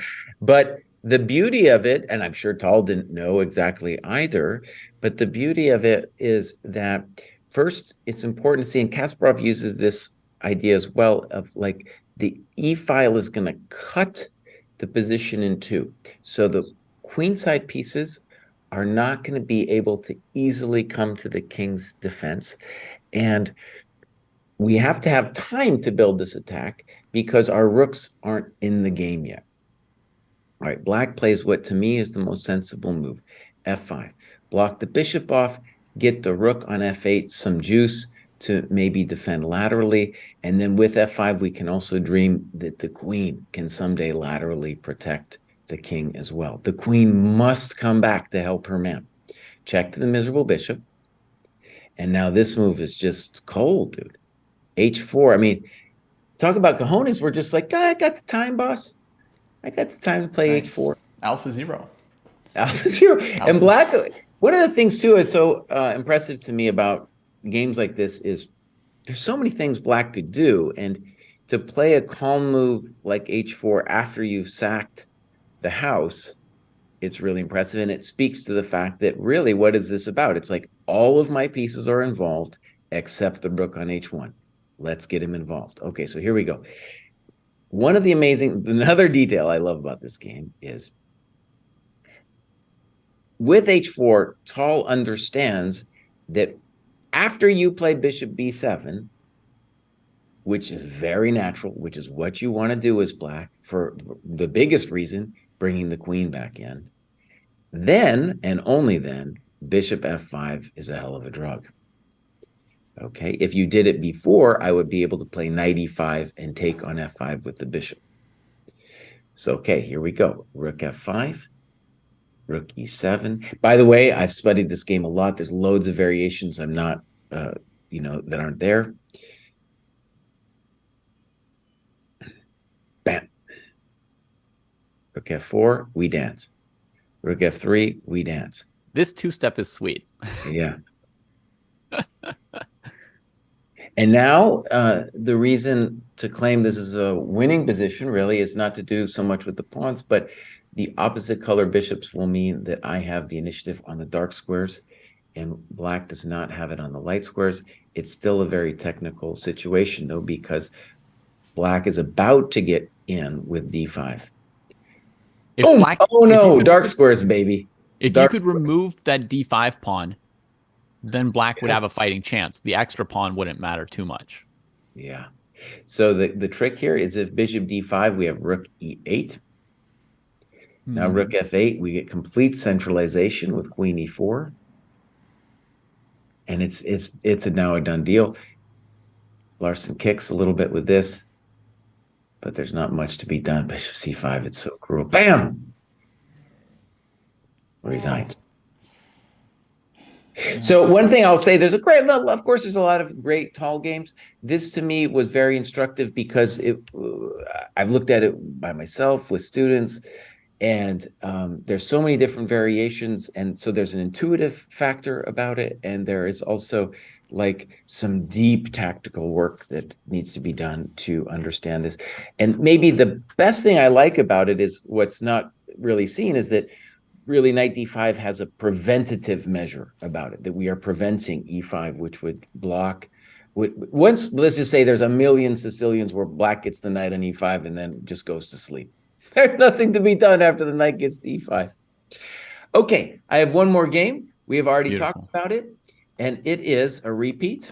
That is our friend here, Nezhmetdinov Chernikov. Wow. This game is stunning to me. Surprise pick. Changed the way I think about chess. Again, like really deep. I like the Pologievsky Nezhmetdinov game as well, but this game for sure is the one that turned my mind onto something new. Spent a lot of time looking at all the different variations, and Gusto. definitely it has everything. It's got the meme quality, Gusto. feel, and turning me on to something like intellectually new and powerful. Mm-hmm. Nice. No, fair enough. Fair enough. I mean, that game is something. We You know, already something showed it, so I guess we won't show it again. Right. Yeah. Something I was thinking, Jesse, as you were showing us the Tal Larson game was, for a moment it flashes through your mind, like, is this sound or not, right after he plays knight d5? And then I just think to myself, it would be so sad if I knew what the computer thought of that position. That would be so sad to me. I like that it feels like almost like I could spend a year not knowing whether or not it was sound. It seems like there's so much interesting ground there. See, I don't agree with that. To me, it doesn't change a lot, like what the computer thinks. Either way, like if it's an unsound sack, I still think it's cool because it's so difficult. Like we know how hard it is in practice to deal with that. It wouldn't downgrade the game to me. It's just for me, it's like I actually love not knowing the answer. It makes it gives you that question to ponder. Mm-hmm. Yeah, I really like that it's not clear if it's sound or not. I like that. Yeah. Okay. My number one is Spassky versus Fischer. No, nice, dude. Okay. This is the first time you haven't said anything ridiculous for your number one, buddy. I made it all the way through, Jesse. I I made it all the way through. Well, you don't yet know which one I picked. You might. Oh, I think I know. All right, I'll be surprised if I got it wrong. I'm still scared that you're going to. Oh, I see. Let me say before the show, David linked a game, and I thought he linked by accident like game 2 of this match, and that was going to be like one of his best games, the game where Fischer did not show up and forfeited the game. I thought he was going to be like, this in is chess games, it's called unorthodox opening or something like that. Like they put the game in so that the match would be complete, even though there's no moves to it. No. It's just like Fischer, Spassky, I'm worried. Now, whatever, guys. 1-0, like unorthodox 0-1. I'm sorry. I take back my lack of anxiety. My anxiety level has gone up through the roof, Dave. Just get it over with, buddy. Rip off the Band-Aid. What are you gonna do to us? Okay, so this is I think game 8 from the match, maybe. Fischer plays yet another new concept. Alyekhin's opening. Oh, sorry, I just switched to it. So if you want to back it up a bit, yeah. Okay, I'm not very far. I'm at like move 3. Is that okay? Mm-hmm. All right. All right. So, Alyekhin's opening. I don't understand this thing at all. I don't know what this opening is.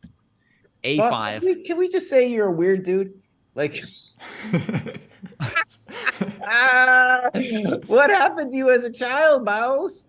What happened? Okay, keep going. I don't know. I mean, as a child, I was loved. My parents said really nice things about me. They didn't tell me I was weird. Maybe that's where it was wrong, huh? Maybe that's where it all went wrong. They told me to only compare myself to myself and not to other people. Oh dear. I mean, look, like there's a strong influence in the games that I've preferred of games that I can't understand and couldn't play myself. Okay. So All right. Well, go ahead. Take us through it. that You means tell I it- may be misunderstanding their greatness, and maybe they're not great to people who know how to play in that I mean, style. it's not a bad game. Tell us, yeah, walk us through and tell us what moments really drew you to this thing. Okay. Well, it's like, first of all, I don't play much, modern or Piotr or Alyechin or openings of that sort, right? King's Indian defenses. I don't play it much. So when you're in a situation like this and you're basically on your own first two ranks, maybe the knight's okay on b6, maybe you're going to need to make space for it on c8 really soon, you're not sure. And you have to find some little purchase on the game, right? Like, what are we trying to do? Okay, I understand sometimes you play d6, sometimes c5, trying to just sort of trade off some pawns and clear things up. But here he pokes with a5, looking at a4 on white's bishop. If I were white, I don't know, I would consider c3 and moving the bishop to c2. But he goes a4, and then Fischer just latches onto that a pawn. Right?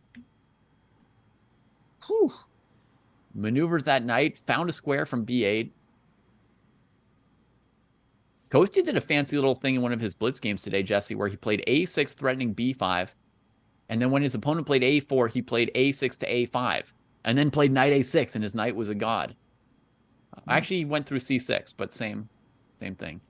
Now, I will say this, David. Like, okay, so this game doesn't. It wouldn't. I mean, I one of the things I like about this one, even though it's still incomprehensible to me that you put it as number one. But what I do like about it is this is Queen E8 is balls of steel, and the next move is balls of steel, and then what you said earlier still resonates with that. This match, dude is doing something different every game, not just the opening, but like some kind of new intuition about the way the game is played. Yeah, it's because I can guarantee you with dude here with Spassky, he's going to play knight e4 and he's going to say, "Well, boss, I'm bringing my pieces towards your king," right? Guaranteed. And he's like, "You want to take my pawn? Fine, I don't care. I don't care." I mean, he's probably thinking there's no way dude's going to take my pawn. He's probably like, you're going to trade off my knight before it gets to your king, or you're going to trade off my bishop before it pressures your king. I bet knight a4 was like, he was just thinking between knight e4 and knight b3, like 49% chance on each of those moves. Like, okay, yeah. I mean, this is just crazy. He just takes his pawn. So Spassky decides for, attack on the dark squares on the king side by giving up the bishop. Overprotects e5. Says, give up some more dark squares for me just in case I need them in my pocket later, right? And Fischer's like, yeah, I'm going to queen that a pawn. I don't mind moving. This is an insane battle, and I think it's the only game on any of our lists that's kind of Korchnoi style, right? That's just like you win via provocation and dour defense, right? We've got the counterattack game, which is fabulous, right? From Ilva. We've got the counterattack game, but this is like a pure defense wins kind of game, right? I mean, he takes this huge risk, and I'm very bad at playing games like this, but I do also use the idea in my own chess of provoking the opponent, putting some pressure on them to deliver. I just want a slightly different narrative. Yes, the pawn's important, but I think the biggest claim, we're going to see it in the next couple moves, is light squares, right? So we have the unopposed light square bishop.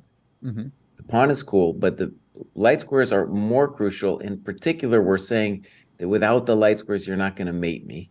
But also, we might start killing you on the light squares. And this, talk about provocation. This move, bishop f5, is holy moly provocation. Right. So check. Oh, yeah. Boom, boom. Oh no.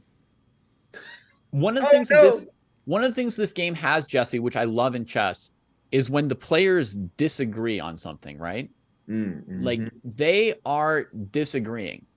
Spassky is saying advance your a pawn. Fischer says, I want to advance my a pawn, right? Earlier Spassky says, There's no way you want to eat my A pawn. Fischer says, oh, I do want to eat your A pawn, right? And then Fischer says, advance your kingside pawns. You know, there's this clash here, right? And that's my favorite thing about chess is the clash. You know, when you have a different idea than somebody else and you just argue. I like to argue unfettered, and most people don't want to argue. Most people just want me to shut up, you know? Yeah. They're like, let's agree to disagree. No, let's find out who's right. Let's advance our understanding a tiny little step, you know? So here, Fischer and Spassky are in pursuit of advancing your understanding in this game. And something's going to be understood. So Spassky says, yeah, you wanted me to play G4? I wanted to play all of this. Fischer's queen finds a new purchase on the first rank. I mean, he's playing this game off of nothing. He's just on his back. It's like, I mean, I don't watch much of it, but you know those mixed martial arts kind of battles where there's a position where someone just sort of lies on their back and they can defend for a while against getting killed. Uh-huh. Yeah, Fischer's kind of in that kind of position here. Jiu-jitsu. Jiu-jitsu is one of the, yeah, I mean, you can use what you want to, right? But jiu-jitsu is one of the main schools of that. Okay. So, yeah. I think Spassky was ready to play E6 if Bobby didn't. Well, he wanted F5, but Queen Probably C3 F5 prevented first. Knight C4. Sorry, say that again, Jesse? So if you go back, I Yeah. think F5 would be our first thought, but then Knight C4 gives, I think, at least that's the intention, gives Black reason to Knight C4 and hope take that he's A5 not- with the knight. might not be totally lost. Yeah. Yeah. So here, if Knight C4, you think there's some hop for D4? Well, I think what's nice about the next, well, I think there's also your bishop's unprotected. So E6 will take away the light squares completely. Mhm. And now I think he's positionally winning. Yeah, it is. Okay, David, odd pick, but I'm starting, I at least appreciate where you're coming from. Okay. Yeah. This match too, man. This match is really like, So here we get the trade, and we go to the opposite colored bishop endgame. Fischer takes the dark squares. Got a real turtle look to him. Spassky says, no, you're never getting the dark squares. And this position here is epic too, right? Yeah. Okay. Okay, I mean, obviously the A pawn is strong, but there's counterplay. There's the D pawn, and there's this, and there's this cracking you. And space still matters in the endgame. I mean, Jesse, you once gave us this endgame in Endgame Sensei, and after we talked about the pluses and minuses and stuff, you said neither of you mentioned space for the king. Black just needs an extra square for their king so it can stay out of the way of their other pieces. You know, they need a little more space for the king. So that could be said about this black king, right? In a very simple position, okay, maybe it wouldn't matter. You'd push your passed pawn, but this is complicated enough that the king's really an issue.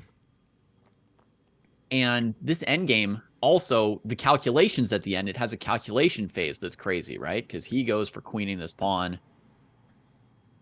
And, Fischer's essentially sacked in exchange at this point by letting that pawn get as far as it is. He has to make a route out for the king, or he would have been mated. There goes his bishop on D5, right? And now he's playing with a couple pawns against this bishop. White makes counterplay again. That's the other thing about this game. Like, at no point does Spassky stop fighting this game. It's not just, somebody versus NN. This is not a roadkill game. And now we've got the race of the H and the G pawns. And, I mean, you could think how long you could analyze all this. Now he's down his rook, and it's just pawns against the opponent's rook. King has to get across. I think this is the only winning move here. Wow. which is on its own kind of insane because it's the only way to get the king out of the box to cross over. I think is you have to sack that in order to then be able to use the F pawn with the king.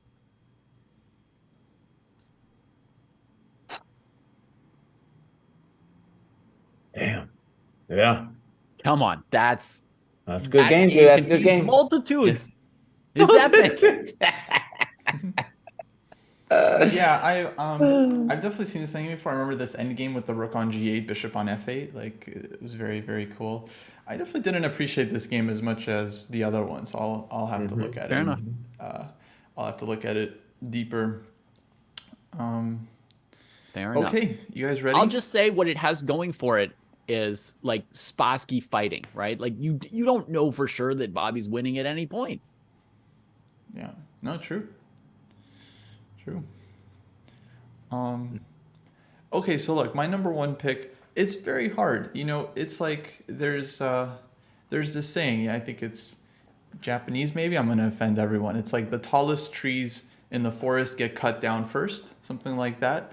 It's like whatever you put number one is always going to draw criticism because you're saying like this is the greatest game. You know, this game beats out everything else. It's a very hard spot. It's hard to give it to just one game, but I feel like the game needs to be deserving. So yeah, I don't love David's pick because it's like, you know, if you polled a bunch of chess players, fans, coaches, like, oh, what's the best game, 1920, 1972? Not a lot of people are going to be like, oh yeah, Spassky Fischer, game 8, you know, of course. It's like, so it's really hard to just assume that mantle. Jesse's game, Nejmadinov game, I could see some people naming this game off the top of their head. I feel like it has that like, that special quality. So even though it was much lower for me, I definitely don't fully, I don't disagree with it as a top choice. But for me, the number one game, I mean, it's hard to argue, you know, game of the century. It's the game of the century for me. Bernd Fischer. I just feel like it's an incredible game. We already showed it, so you don't have to show it again.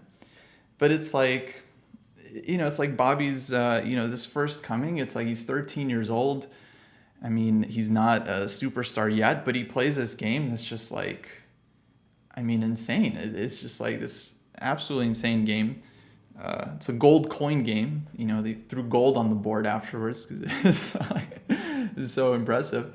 I don't know. I mean, yeah, it's hard to say that, you know, this is like a quality game that's much higher quality than everything else, but it's super high quality. It leaves a very lasting impression. And it's the start of an era, you know, so it's hard to, I think it's deserving of a number one spot. You could put other games as well, but, that's the game that just kind of comes to mind for me. It's, you know, it's the opera game of this period for me.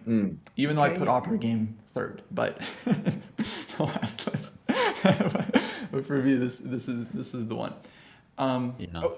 Okay, guys. Now we have to start tallying. Hey, Kostya, about that. Yeah. You recognize the position in my painting? Oh, no, I don't remember. I feel like I saw it before, but from here I can't quite. It's very small. Oh wait, Well, now I'm on Zoom. It's Yeah, I Bernd see. Fischer. That looks like Bernd Fischer. Yeah, king on f1, rook on e8. Yeah, I see it now. So Beautiful. It was there the it whole is. time. I mean, it is a famous game. It is a famous game. It is famous. Yeah. You know, when my mom asked me, you know, I described to her what chess players' dreams feel like. You know, how like in your head you're like, you know, you go to sleep and you dream about playing games and analyzing games and stuff, right? But she asked for, you know, what would be like a position to set up and use. And out of all the games in history, that right, and it's the move before bishop e6 is one of the main positions. It's in different places and different states in the game. But that's sort of what came to me. So it definitely has the opera game, whatever meme quality to it. I love the knight a4 move the most. The queen sack is less shocking to me. Yeah, knight a4 is sick. Okay, so you're going to tally. I can already see which game is first. Yeah, actually, if you guys could help me with this, that would save us some time. Sure. Jesse, why don't you say mean things about me while Kosti and I add up points? I was actually just making sure too with your game. I was looking this up. Is it round 13? It's game 16. Let me just make sure here.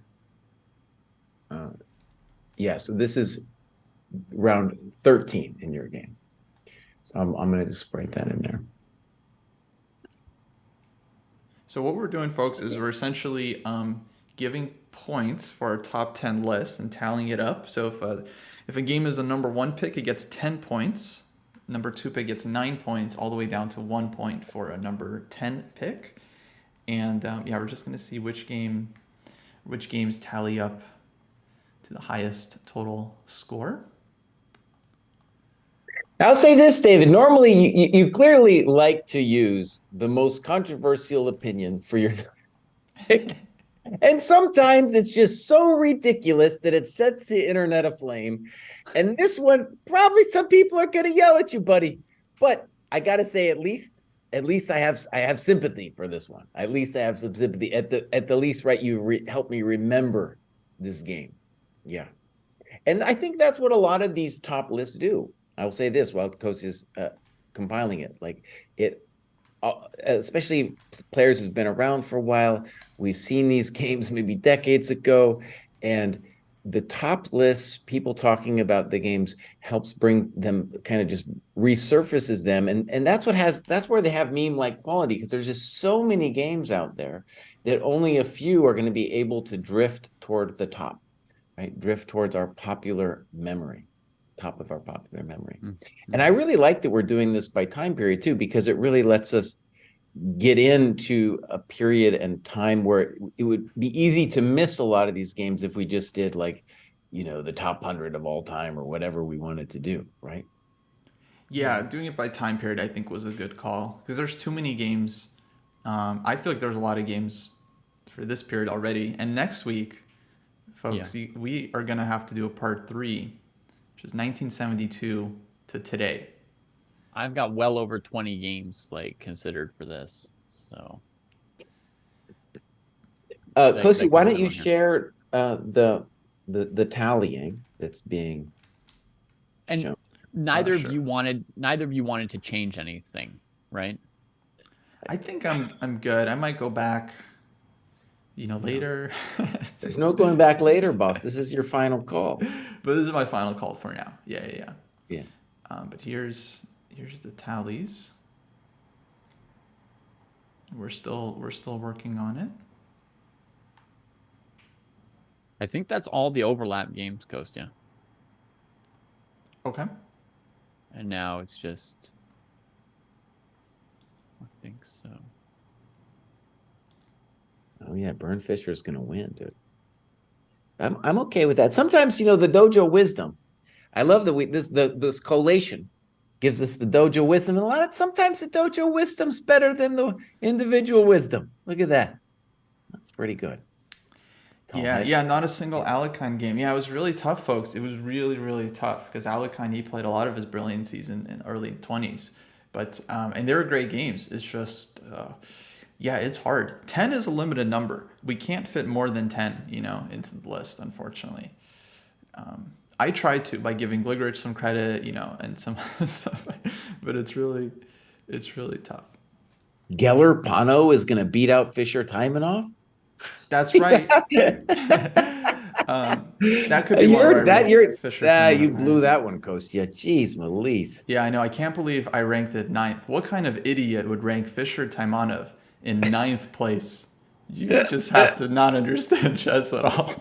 I didn't fit it in yet. I feel like I should fit it in somewhere. Oh no, I was roasting Jesse because we put it in the same spot. Well, that wasn't the problem. You did the Geller Pano thing is what threw the whole thing off. Yeah, I think he's complaining about Pano. Geller Pano is a 3-point masterpiece. Yeah. My biggest issue on this list is Jesse's, I think, number 7 pick, Spassky Fischer, game 5. All right, okay, knight h5. Wow, okay, amazing move. But dude, this is 80% Fischer here, 70%. Well, he didn't even put in Fischer's best game. I mean, come on. He could have had more. No, game 5 is for real. Okay. Okay. Well then, all right. Here's our list. I think we're done. I'm going to read it out for the audio audience. So in 10th place, the aggregate total, we have Botvinnik Portish, my favorite, with 8. Geller Pano, okay, my favorite as well, with 9. We got Tal Larson, that was exclusively Jesse's pick, with 9 as well. Geller Oive, 2 of us picked it, me and David. So that gets 9 points as well. So a bunch of games tied for 7th place. In 6th place, tied for 5th, actually, we have Botvinnik Capablanca and Spassky Fischer Game 13 with 10 points. In the 4th spot, we have Fischer Spassky Game 6 with 13 points. And then actually a very clear top 3, which is kind of surprising, actually. But maybe not, because these are the only games. Oh no, we each had the top 4 games on all of our lists. Interesting. Yeah.